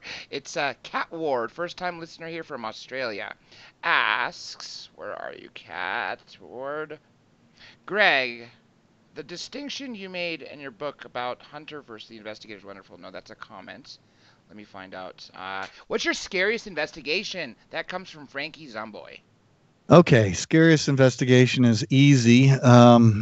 And so whenever I do an investigation, I'm typically by myself. I go with other teams, and I go with my wife to a lot of places. We do a lot of what would be considered dark tourism. We go to places where there's been murders or mass killings or legends of whatever the weirdness is. Satan appeared here, whatever. And so I've been to a lot of those. But whenever I'm doing an actual investigation, I get too distracted. People try to suggest or try to convince me way too often of what they're experiencing, and it muddles up what I'm, my perception of what's going on. So I try to, whenever I do a serious investigation, I try to go by myself. And I was contacted, I don't know, it was over a year ago, I think, by the lady that had purchased Haunted Hill House in Mineral Wells, Texas. Now, Haunted Hill House is was a brothel, and they hid liquor there during Prohibition for the Baker Hotel that's in Mineral Wells, which is another amazing structure that's just really, really creepy. So she contacted me and asked if I would come and investigate it. And I told her, I said I would if she would turn the house over to me for 24 hours and no one else would be there. Just because that's kind of the way I do it. And so she agreed to it, and I drove up there, and she showed me the house, and then she left. And my dog, I ran my dog in the backyard to see if we can find anything weird, and he found a dead deer back in the woods, but that was about it. And I ran a metal detector around in the yard, and I found some items there that some believe were involved in a murder that had happened in Mineral Wells about 10 years, 12 years prior to this. And so anyway, I do things that I understand. So I crawled under the house. I took a lot of pictures. I powered down all the cameras in the house so that there wouldn't be, a whole lot of EMF confusing anything else that I'm using. And I'm using my own GoPro cameras and my own audio, which I use analog and digital. So I set it all up, and I spent the entire night there, spent the entire day and night there. And man, I guess I would do it again by myself. I don't want to. That was a really, really creepy place. And I spent the night in Dracula's castle in Corvin, in a Hunadora castle over in Romania, in Transylvania. I mean, I've been to some places that, should have some really crazy, vibes. And I've experienced some of these other places. Warwick Castle is a great one in England. Leap Castle in Ireland. But yeah, man, that was just really uncomfortable and really, I didn't like it there. And a couple of things happened while I was there. I got hit with a rock upstairs. Yeah. And the funny thing is there's a little story about a kid that is confirmed to have died in the house, and that's something that he does. He plays around and he throws rocks, and I got hit with a rock, I can't. I'm not being weird about it. I didn't see what happened. I don't know what happened, but I got hit with a rock, and there was a particular door that opened on me twice, and. So when I was in the Air Force, I did security force protection. So I know how to protect assets. I know how to secure a building. And so when I do an investigation, I make sure that people can't trick me, because that's, there's a lot of that going on. So I set up the house in a posture that I know if somebody comes in through a window, in through a door, that sort of thing, I'm going to know that they were there, or I'm going to, be alerted that they were there. And twice, one about midnight, and then again at about 1:00, this door opened wide open. It was a downstairs bathroom door. And, I measured it. I measured the bolt in the door. I measured the frame. I looked and made sure it was set properly, the whole thing. And I go back out and bink, open again, and I that's one time I used a K2 meter because I was looking for any kind of EMF around the door, because if they had set up some sort of electronic lock that they could just detach the door and open it up, I wanted to do that, and there was nothing. I could not debunk that at all. I don't know what in the world that was, but it was just creepy. It was creepy. Yeah, it sounds like it. That's for darn sure. That was Haunted Hill House in Mineral Wells, Texas. This next one is from user Just Me. There's two questions. I'm going to just read both since they are consecutive. The first one. So what proof have you come up with, Greg? And the second question, he goes, you've talked a lot about what is not. What is? Well, if I had that answer, I would be a very rich man, or sure. I would be, talking to the Dalai Lama, and I would be hanging out with some really important people. Because, I said earlier, I was raised a Catholic, and I always make the joke that I'm a recovering Catholic. There's certain expectations that I have based on the way I grew up, in 6, 7, 8 years old. As far as what is or what is not, I don't know what is. I know the physical world. I know that there are crazy coincidences that happen to me all the time. That it's beyond my scientific materialist of doing math and going, what is the statistics of me hearing somebody say brickbat and then 5 minutes later read an article that says brickbat in it. Where would that come from? It's just bizarre. I've never heard it my whole life, and I hear it twice from two different sources and people will just say, well, it's just, that just happens. Well, to me, those kind of coincidences are really intriguing. I don't know what it means. I don't know whether it's completely random or what it is, but I know that there's an energy out there. And I know that this energy affects everyone else, whether whether it's electromagnetic spectrum type energy or frequency type energy. There is that, and there's a lot of stuff that we don't understand.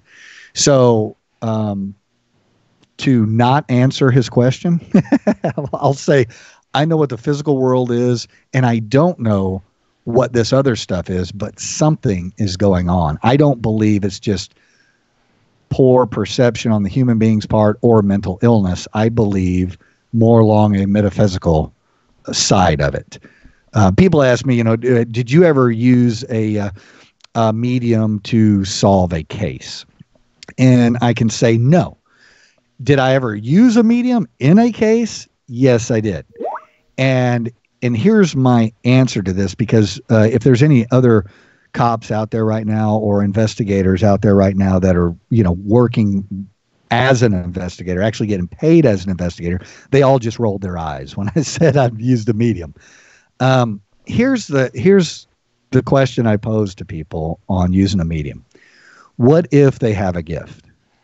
And what if that gift can shed some light on a case where you've already run all the way through the evidence, all the way through the circumstances, and all the way through all your witnesses and suspects, and you have nothing. You can't prove or disprove this case. You're just dead. And this case is going to go cold, right? And it's going to be filed, and it's going to sit there for 10 years until some other detective comes in there, and then somebody says, hey, we need to clear all these old cold cases. Why don't you guys take a new look at them? And they do that. So at the end of a case, if you have nothing, what do you have to lose by, inviting a psychic in to do it? Do whatever they do. Maybe they have a gift. Maybe not. I don't know. But I do know this. Psychics think differently than cops do. Cops are typically in the box, not imaginative, and just follow the rules. They're like, okay, I need to do X, Y, and Z, and I'm done. Okay, I checked the boxes. All right, let's move on. A medium can come in and give you a completely different perspective on what you might be working on. It's funny you mentioned Kat Ward a while ago. We've communicated several times on Facebook, and she has some really interesting perceptions as far as how we interact with the world. And man, I don't know what's going on, but I think something is going on. So that's why I keep looking. We all have to keep looking, and we all have to keep looking. That's what research is, especially when dealing with something like this, where we can't really, as I'm gonna say it again, we can't go track down the aliens and say, hey, can we have an hour of your time on Thursday at 3 p.m. so we can ask you for some questions and give us your fingerprints too while you're at it. It's not going to happen. Yeah, and the funny thing is with the individual that asked the question just then. People accuse me of being a debunker. I am absolutely not a debunker. Do I debunk things that are not paranormal? Yes, I do that. But that's not what I'm looking for. I don't go in. So you see this with any kind of law enforcement agency out there. You'll find these guys that are hell-bent on proving a particular individual committed this crime. And they will be so narrow-minded about everything else that's around it, they'll tune it all out and do everything they can to hammer this person and put him in jail. and they might deserve to be in jail, but maybe there's other circumstances that go in there. So when you're conducting an investigation, are you conducting an investigation to prove that there was a ghost here, or are you conducting an investigation to figure out what happened? You know, and so there's two different, completely different intentions on what your investigation is all about. So that's what I kind of try to do. I try to look at it and look at all the normal, naturally occurring things that we can attribute to this. And then when we run out of those things, then the only thing we have left is paranormal. And paranormal means not normal, other than normal. So I don't even know what other than normal is. I don't even think you can ask the question of what that is, because it's not something that we understand. You know, and what is normal anyway? That's another thing. You could say normal is what we know on an everyday basis. Humans are normal, but you know, normal is relative. You know, we all know that. Anyhow, a follow-up question from Just Me. She asks, how do you gather evidence? What equipment do you use? So that's a great question. So I use digital recorders. I use analog recorders. So either video and or audio. I use like EMF or like a K2 meter to dispel things. In other words, people will sit there and use a K2 meter and go, oh, yeah, you know, look, it's going green. So there's a ghost here. Somebody's trying to communicate. No, it's the cell phone in your pocket that's sending out its GPS coordinates saying, hey, I'm here. Hey, I'm here. Turn your cell phone off. Put it on airplane mode. And now let's take a look at it. Okay, so it's still doing it. Well, it could be the fluorescent light above your head, and the ballast that's in that light could be setting it off. So what I do with a K2 meter is I go around and identify everything that would be adding in extra electromagnetic spectrum, like the Earth, right? Frequent. Yeah. I eliminate it with that, and I use the audio and the video, analog and digital, and whatever I get out of that, I get out of that. So to collect evidence, it's really, really hard because you have physical evidence, you have testimonial evidence, you have latent evidence, you have video evidence, you have audio evidence, you have all these different types of evidence, and each one of them has, you know, a greater weight or could have more weight than others, right? An eyewitness testimony of a very violent encounter with something that was very traumatic could be really, really bad eyewitness testimony as opposed to having a video of what actually happened. Greg, I have something perfect to say right now. When I was in law school, in criminal procedure, the course we took, we had a test which we didn't know it was until after.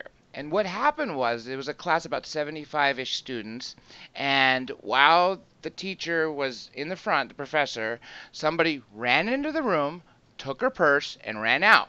Security came in. This was Loyola Law School, for anyone who knows the campus in Los Angeles downtown. And so security comes in and starts to go through each individual person and has an interview with everybody. And it's filmed too. And so then you actually get to see the array of the answers. Oh, he was a white man with a black sweatshirt. He was a black man with a red sweatshirt. I mean, red. I mean, it was hat, no hat. You know, every different color eye you can imagine. Shorts, pants. You know, backpack, no backpack. Gloves, no gloves. And then at the end, the professor brings the student in, who was actually another student from somewhere else that she known, and brought him in and says, this was your suspect. This was a test to show you eyewitness testimony is very flawed, especially, Greg, as you said, because of trauma. That can skew things. So in this case, because people were just in a bored state learning something, and then all of a sudden a bit of excitement comes in by somebody coming in and yanking the purse from the professor, or it's a quick tug of war, and then just leaves the room or pretty much runs out of it, you could say is traumatic. Right. Yeah, and that's part of it. You'll have people that will argue, "Oh, that's a bunch of, that's not true. Oh, eyewitness testimony is the best testimony." Well, that's if you go, "Okay, we're going to have this test, and we're going to do something in here in a minute, and then we're going to test you for it afterwards." And everybody's like, on this alert thing, they know something weird's going to happen. So whenever you do these types of tests, it has to be completely blind test. Or experience. Absolutely. And that was a great one because I was on one specific thing. I was on an off-duty job, side contract thing. I'm downtown Austin, and I witnessed this criminal mischief burglary. The guy walked up, threw a brick through the window of this thing and grabbed a bag and ran off. Because of where I wasn't able, and because of who I was with, I wasn't able to intercede with that. But once I got through with what I was doing, then I went and talked and helped another officer take some witness statements. There were people that were showing up that were absolutely wrong about what just happened. And they were blaming this other person. And I sat there and I witnessed it. I knew exactly what happened. And I was already in a heightened state of awareness to begin with because I'd been arguing and wrestling around with this other person. So I was in that state to where my brain is processing the information at the proper rate, and I'm not, having an adrenaline dump and all the rest of that stuff. So yeah, but on the other side, eyewitness testimony can be the best testimony, obviously, because if you have a credible person that witnessed something horrific or whatever it is, but you always have to sit back and go, okay, what is really going on, and what was their perception of what happened? True. Very true. There's some more questions if you don't mind taking them. Yeah, go ahead. Okay. This is Stacy Singer. Any Ouija board stories? Yeah, I got a few Ouija board stories actually, but so I take that. I've been in a lot of situations where people are using a Ouija board and some interesting things happen out of it. The really interesting thing is when you sit there and watch it, and you can call it right away because you have to touch it pretty lightly. And if the planchette is moving north away from you or whatever the direction is, and it snags on something and your hand slides over it, well, obviously your hand's moving it to begin with. You're not just hanging on to it. So that's a real test indicator as far as whether the Ouija board and the planchette is actually being controlled by something other than you pushing it across. We were doing some really interesting stuff in Warwick Castle over in England. It was in the same room that Aleister Crowley was doing some of his activities in this particular room, and so there was quite a few people there. And Bob Murch, some of your listeners will probably know who he is. He's kind of the head guy of Ouija as far as history and knowledge, and he does a lot with that. He was actually there when they were using it there, so that was pretty interesting. I was in England, and I was at an event, and a guy came up to me and said, I want you to have this. And he gave me this incredible, beautiful Celtic Ouija board. And I was like, my wife is not going to let me have that in the house. And so she came over and he talked to her about it and everything. So we took this Ouija board back. But it's absolutely amazing. And I said, well, I don't know why you're giving this to me. He goes, because I need to. I can't say that I was told to, but I have this real feeling that you're supposed to have this. So, there's just been weird stuff like that. I haven't solved any crimes using Ouija board or anything like that. But it's just a lot of, I go back to that coincidental or that metaphysical thing to where something's going on and we're just not connecting with it. And if we're using normal means like K2 meter is normal, it's picking up electromagnetic spectrum. I'm sorry, electromagnetic frequency. So that's normal. So what are the real paranormal detection devices? If we knew what it was, if we knew, this is paranormal, well, then wouldn't it be normal? That would be something that we can identify that, is in the natural state. I believe it's just this metaphysical thing, metaphysical being other than physical, something else. I don't know what it is.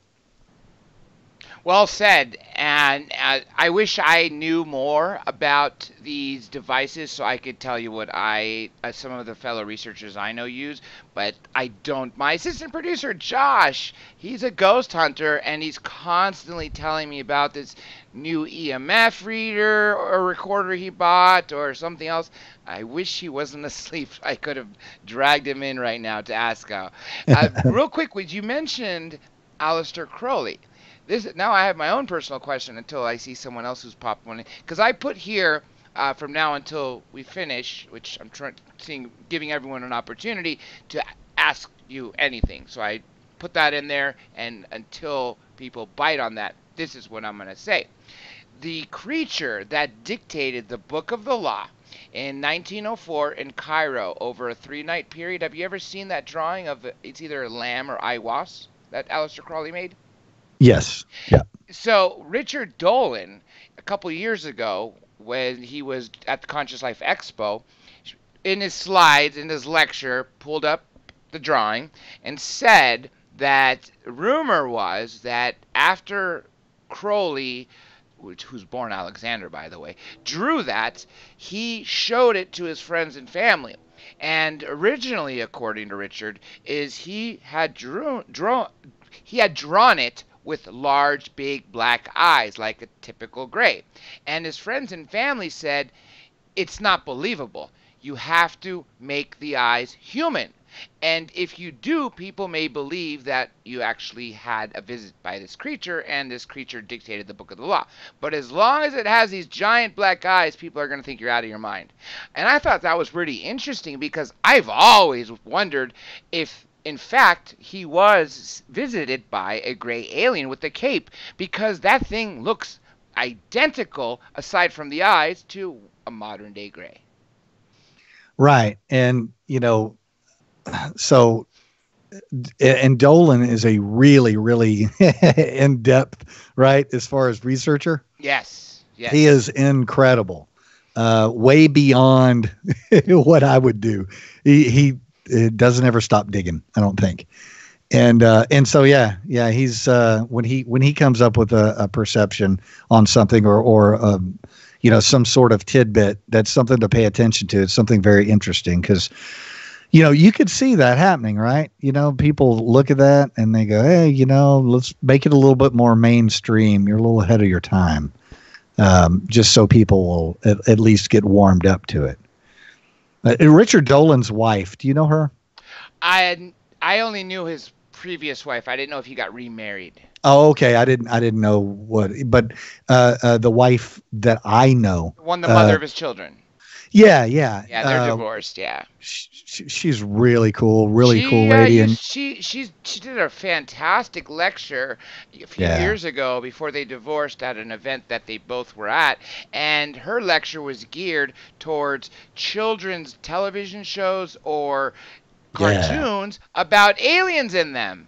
Yeah, you're indoctrinating children to, indoctrinating the next generation to be more accepting of diversity and species and stuff like that. So yeah, she's an amazing lady. I really like her a lot. Yeah. I even, even though they're divorced and Richard's a great friend, I might actually ask him if it's okay if I reach out to his wife, because if she's still into this, I would think she still is. If she started with that lecture, I don't think she did it just to, go with Richard and say I'm going to compete with you by having my own. She's generally interested. You saw that lecture. She Oh yeah, really did her research and put it that was together. it was great. Yeah. I sat there in that lecture hall listening to that, just going, "Oh my God, she's a genius. Yeah, She's yeah. awesome." I still have it on Oh, DVD, as a matter of fact. yeah. Okay. I went to Salt Lake last year, I think. Did an event with Josh Gates when he was doing um, uh, he did his In Search of Aliens kind of thing. So we went up and did the March of the Aliens in Salt Lake City, and it was really interesting listening to some of the presenters there, as far as from abduction to experiences with UFOs to crash sites. It was pretty fantastic. I've always wanted to go to some more of these events outside of, because I've only been to UFO Congress in Arizona. I've been to Travis Walton's event at his house in Heber, Isn't he Arizona. great? He's Yeah, awesome. I yeah, love great Travis guy. Walton. Man. I'm going to tell something real quick for everybody out there, how cool and of a great friend he is. I got really sick with pneumonia, and it became recurring pneumonia, and with the medical industry being so screwed up, feeding me with antibiotics over and over and over again for 20 months, they ruined my immune system. And since he had been taken, he offered that if my blood type was his, he would donate blood to help my immune system. I was like, wow, that's Right. really cool. Yeah, he's a good guy. He's He a good really guy. is. Okay, this question, I'm just going to read it word for word, and let's see if it makes any sense to. Real quick, Frankie Zomboy, if this question isn't quite making sense to Greg, if you could rewrite it, I will definitely re-ask it. It says, any I do alien investigation. I don't know if you know what that means. Any I do invade? Any No, any I do alien investigation.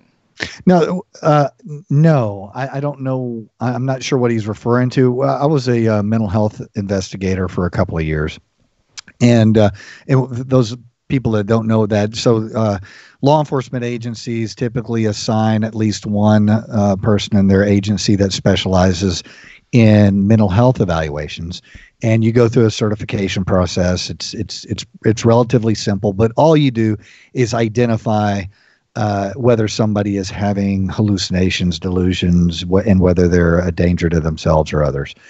And so you get called out where everybody else has failed, where the psychologist failed, the family failed, the psychiatrist failed, the medication failed, whatever. And this person is having a psychotic episode, and that's what they do. They call law enforcement. Law enforcement gets there and they say, I don't want to deal with this, so I'm going to call a mental health officer. Mental health officer goes and then evaluates a person and tries to help them in whatever way they can.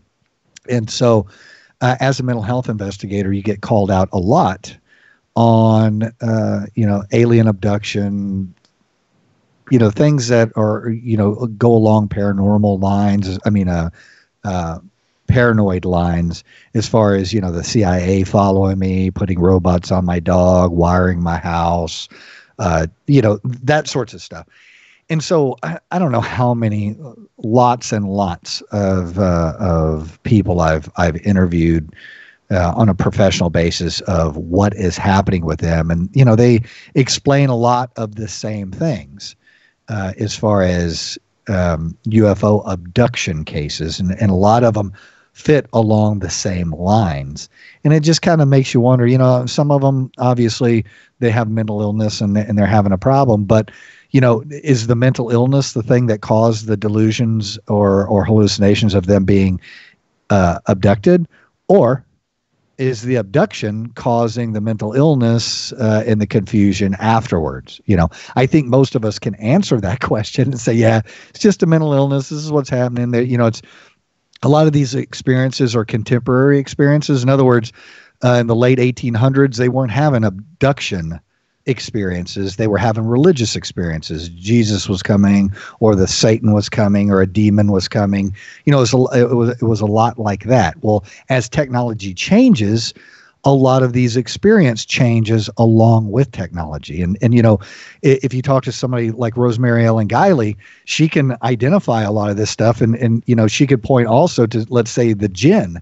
Well, the jinn is, an entity coming from the Islamic faith that isn't an angel. It's not a demon, but they don't particularly care for human beings too much, and they jack with you. And so they could appear, if they're going through time, they could appear as an alien, they could appear as a demon, they could appear as, whatever, as the guy on the carpet with the, rubbing the lamp. They can do all that. And so once again, if you look at your investigation, are you a disciplinarian? Are you straight UFO guy?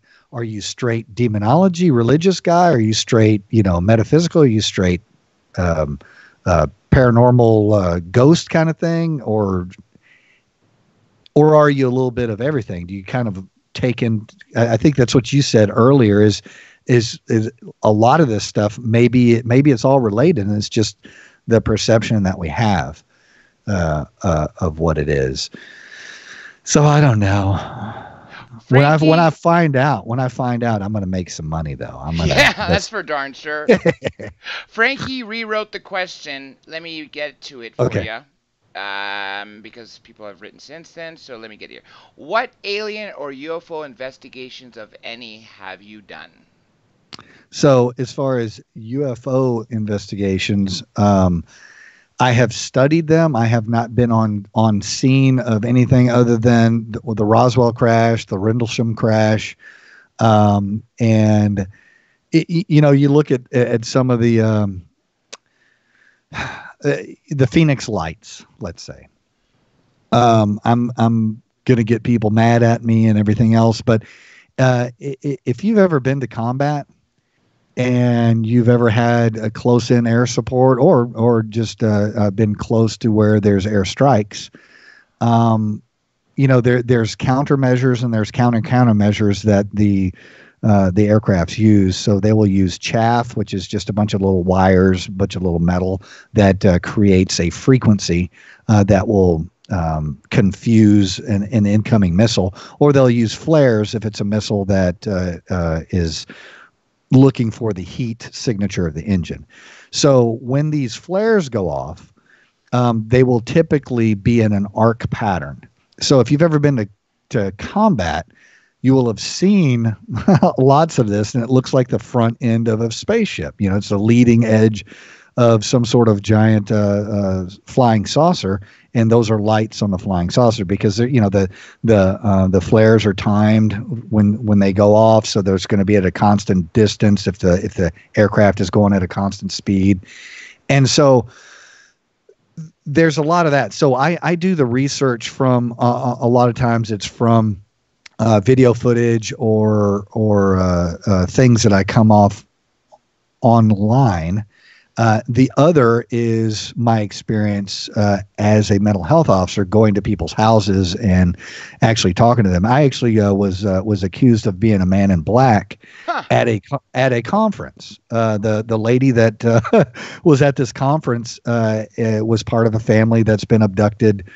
Generations of her family has been abducted over the years, and she believes that her family was put on Earth as an experiment, and they're doing different things to them throughout these generations, right? And so I went up and I talked to her, and I told her I was a mental health officer. I had been a mental health officer, and that, could a man in black not know he's a man in black?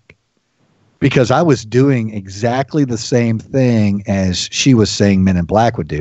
Come to your house, force their way in without a warrant, search your house without a warrant, interrogate you in your house, abduct you from your house, take you to an undisclosed location, and medicate you. That's what mental health officers do to people that are that are showing signs of mental illness, and the mental health officer believes that this person needs to go to a hospital to be evaluated.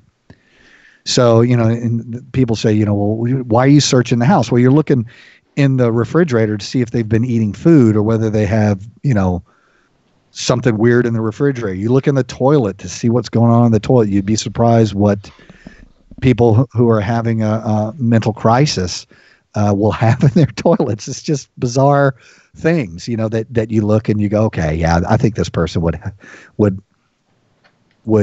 benefit from going to see and getting an evaluation. So I've done a lot of that, but I take their experience seriously because what I said before, okay, contemporary psychology today, everybody will say that this person that says that they've been abducted just has a mental illness and is having hallucinations. When I was 16 years old, I was a assistant manager of Pizza Hut. I know, don't be a hater. Don't be jealous. I did when I was 1996 and 7. So yeah, and I loved my job. And there was this one girl that worked there. In the middle of the shift, a bunch of people are there. She walked right up to me, and looked at me, just this terrifying look. Grabbed a hold of my hands, and this is pre poltergeist, and she says, "They're here," and starts shaking. And just locks up, right? Just like concrete. Every muscle in her body just froze, and she was completely catatonic, not breathing. And this went on for a long time. And when I say a long time, maybe a couple of minutes. And then she lost bladder. She urinated on herself.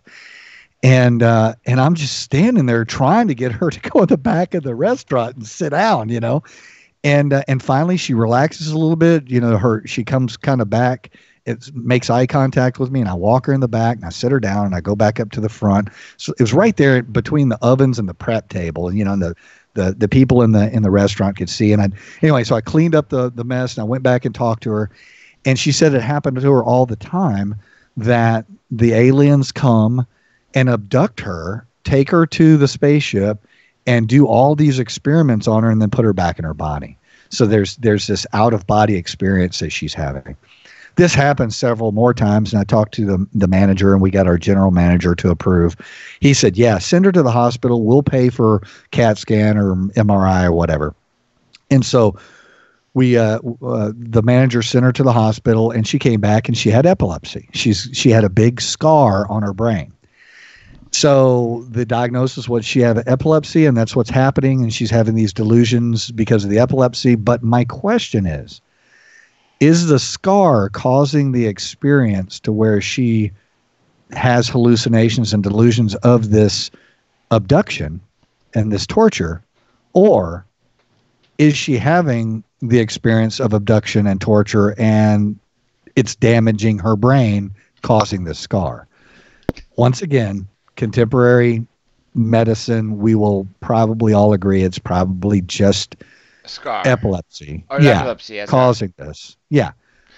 But maybe it's not. And so you just kind of, you go, okay, well, normal as opposed to paranormal. Normal, she could have these experiences by having epilepsy.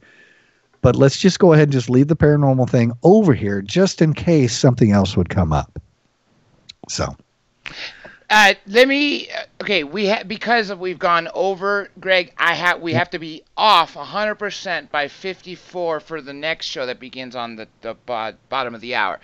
And I still want a couple of minutes to make sure we get your links in and everything, your booking and books, if you have more than one. And I need a minute to wrap. So let me get to these questions and let's see. I'm hoping we can knock them all out as quickly as possible. Now, I'll try to be short. Yeah. Pam Vrettenberg, my social media manager, and everybody, make sure you check out her website, unitedtruthseekers.com, says, on the 19th, tomorrow, meaning, we are supposed to have a full pink moon. What do you think of this?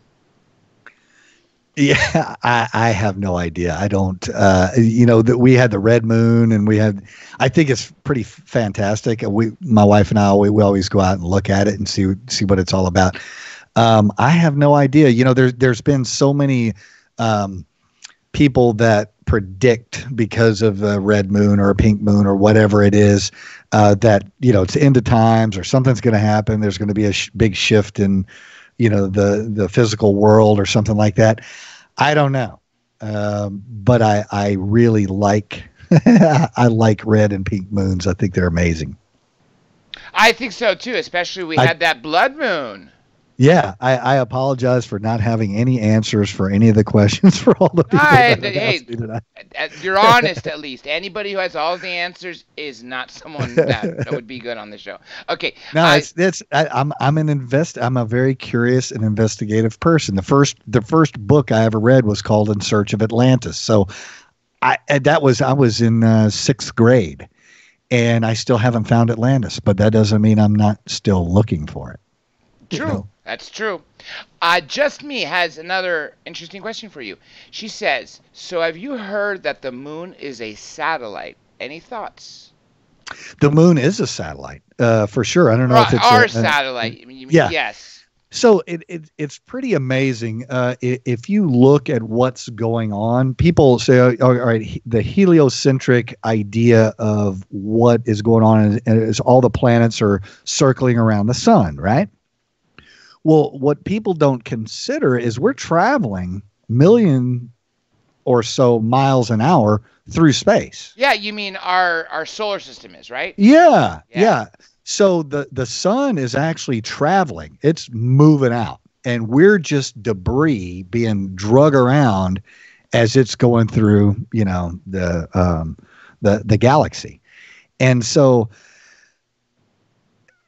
the question is did the moon, because our moon is fairly unusual. It's fairly large, and it's a perfect, I'm going to use the word magnet. It's not that. It's gravitational pull, but it's a perfect deflector for a lot of the debris that would normally hit the Earth.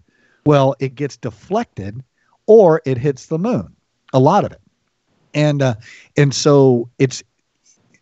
One could sit there and go, okay, if I wanted to design a world, how would I design it? And how would I get things to grow on it? And how would I protect it?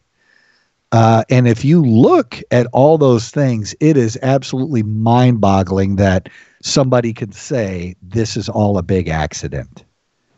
That this just naturally occurred, and some moss grew on Earth, and then some animals grew out of the little plant moss, and then those animals grew eyeballs because they wanted to look around. And you just go to this. It's almost ridiculous. And maybe that is the way it happened. Maybe it is just evolution. But what a tragedy! What a terrible trick it would be if all this was for nothing. I don't know.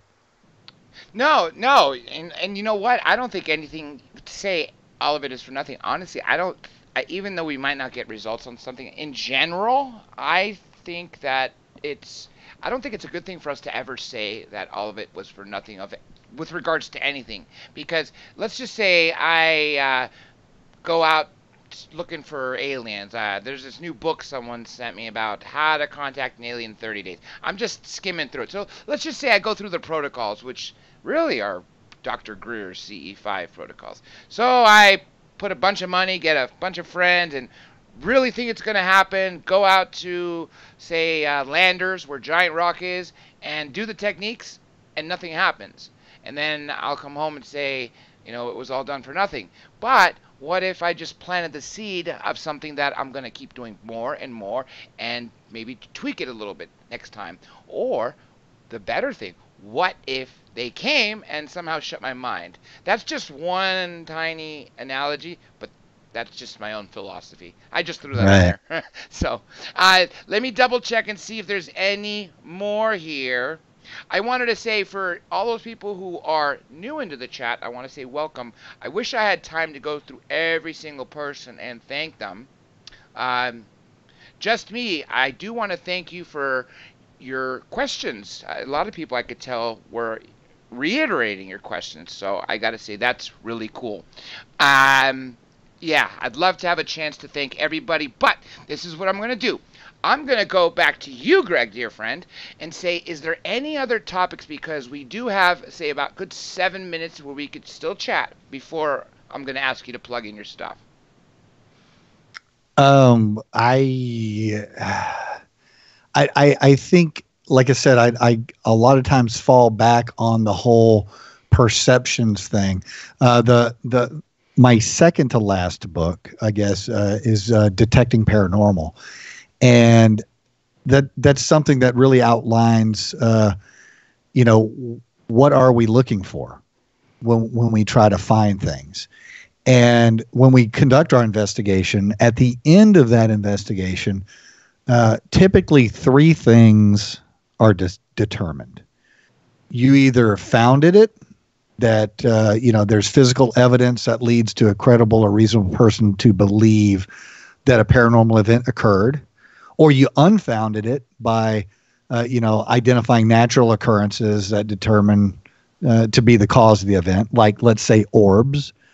We didn't have all these orbs prior to digital photography. We had some orbs, and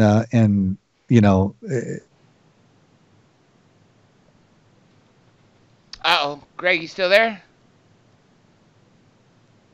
Greg, bud. I think we lost your audio, but I see you're still connected. Let me try to shake this up a little bit. I'm going to write you right now, Greg, because you were in the middle of your thought, and we lost you.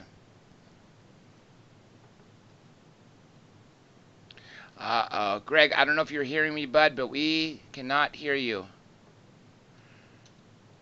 I would hate to end without finishing your thought and your links. Darn.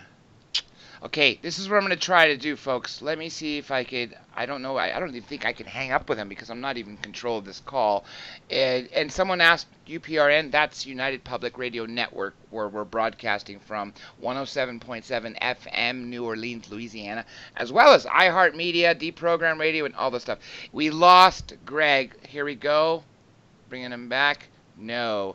Let's try, see if I could try him one more time. No, he's gone, folks. So listen, unfortunately, I'm going to have to finish on behalf of him. Let me pull out his website for you, folks, so you do have it. Okay, let's see here. And remember, any guest you want to know more about, folks, just go to my website. It's all there. Read their bios. Most of their links are right at, if you, on the main webpage, for instance, Greg Lawson, it'll say the date, the time, and a little title. And then it'll start to have the first paragraph-ish of his bio. And then it'll say continue reading. Always do that on all the guests because generally they do provide us with links. I know many of you have been asking for the links of the UFO papers that Clifford Stone sent, but unfortunately, I don't know why they are not up yet. That's going to just be blamed on using India to take care of a website because my American webmaster couldn't do it this last time. However, folks, I just talked to him the other day. As a matter of fact, you all heard him. He was on the show after Paul Hellier. That was Tom Schaefer. And we worked out that since he's now free, once the contract is up, I can bring him back. So one way or another, folks, I will have for you the Clifford Stone papers. Now, here is his website. It is authorgreglawson.com. authorgreglawson.com. Let me see if I can copy it and paste it for you in this chat. Yeah, to run this operation, folks, I'm using a lot of equipment, and it's ironic because I'm using not one, but two iPhones, literally just for you. Yeah, here, you want to know where to find his books? This is where, just me. It's at authorgreglawson.com, folks. I put it in the chat. Now, let me just give some shout-outs to all the dear friends and family of Dr. J Radio Live. First of all, as I mentioned, Pam Vrettenberg. She is my social media manager, art director, moderator, and so much more. And big shout out to her and thank you to her. Again, check out her website, unitedtruthseekers.com. Pam, I'm going to say this also publicly as well. You mentioned about Elena. She did say that she is available through her website, but she does charge for services, but she might be flexible. That I do know. And I did post her link earlier in the chat. And again, you could all get it, folks. If you are interested in Elena, go to drjradiolive.com, DRJ Radio Live. And again, find her bio, scroll down, and click in it. Unfortunately, something happened with Amazon, and they no longer allow us to have a bookstore. So when each guest would come onto the show, my old webmaster would go and search all their books on Amazon and put it in a store on our website. So we had to remove that bookstore, although we're going to try to create an original one, because all the guests that come on, I asked if we sold books for you, not as a benefit for me, meaning taking your cut, would you give it for us? Oh, hey, what do you know? Looks like I'm able to bring him in. Let's try this real quick. No, unfortunately I can't. Are you Greg? You with us? Oh, yeah. Hey, it's perfect. Yeah. I was just talking about your website and giving a shout out to Pam and all that. So I just plugged in your website into the chat. We got 4 minutes to wrap this up. Floor is yours, dear friend. Well, I'm sorry. I think we just took a lightning strike here. My internet's completely out. I had to switch over to my iPhone. So well, yeah, hey, you know what? Don't feel too bad, because the first hour, for a brief moment, the audio of me was cut out, and I cannot explain why. Wow. Well, you know, so as far as my deal, I have a couple of fiction novels, The Disorient Express and The Carrion. They're both based on mental health experiences. So the people in those books are all true. The scenarios in them are all true. I just had to change the names and locations of what actually happened. So they're kind of my. I really like those books a lot. And then I have one horror manual called Zombie Advocacy. Obviously, it didn't sell very good, because no one wants to advocate for zombies. They want to shoot them in the head. That's why I saw that in the chat earlier. Someone said zombie advocacy. Okay, now I know. So, and then I have the two. Actually, I have three, but two paranormal investigation books: Detecting Paranormal, and then my next and newest one is being actually published by Rosemary Ellen Guiley. So it's going to be How to Become a Paranormal Detective, and it should be out this week or maybe next week. And I think all the instincts and benefits you have of being a real police officer give you that much of an edge and angle in writing that book in your research. Yeah. And I tried to take all of the core industry standard practices that you conduct an investigation with and relate them to how you would do an actual paranormal investigation. Because a lot of times you end up impeaching yourself because you're leading the witness or whatever it might be. So yeah, this year's been pretty good, pretty busy. I did Texas Para Unity Festival with Dakota Lawrence earlier this year, and Jefferson Haunts and Legends, and Bayou City Paranormal Symposium. This Michigan Paracon's coming up August 22nd through 24th. Brad Blair up at Kuwait Casino in Sault Ste. Marie, Michigan. I'm going to be speaking on cryptid crimes. Crimes that were attributed to, cryptid monsters, Bigfoot, that sort of thing.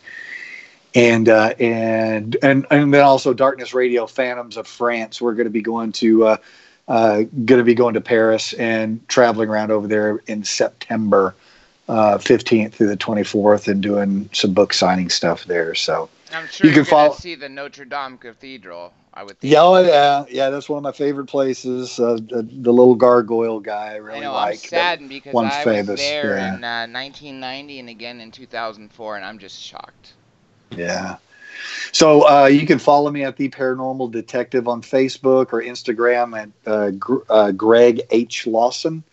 And you can go to my website, www.theparanormaldetective.com, or authorgreglawson.com. Oh, I'm glad you put the first one, because I only had the second one on my website, the authorgreglawson.com, which I put in the chat.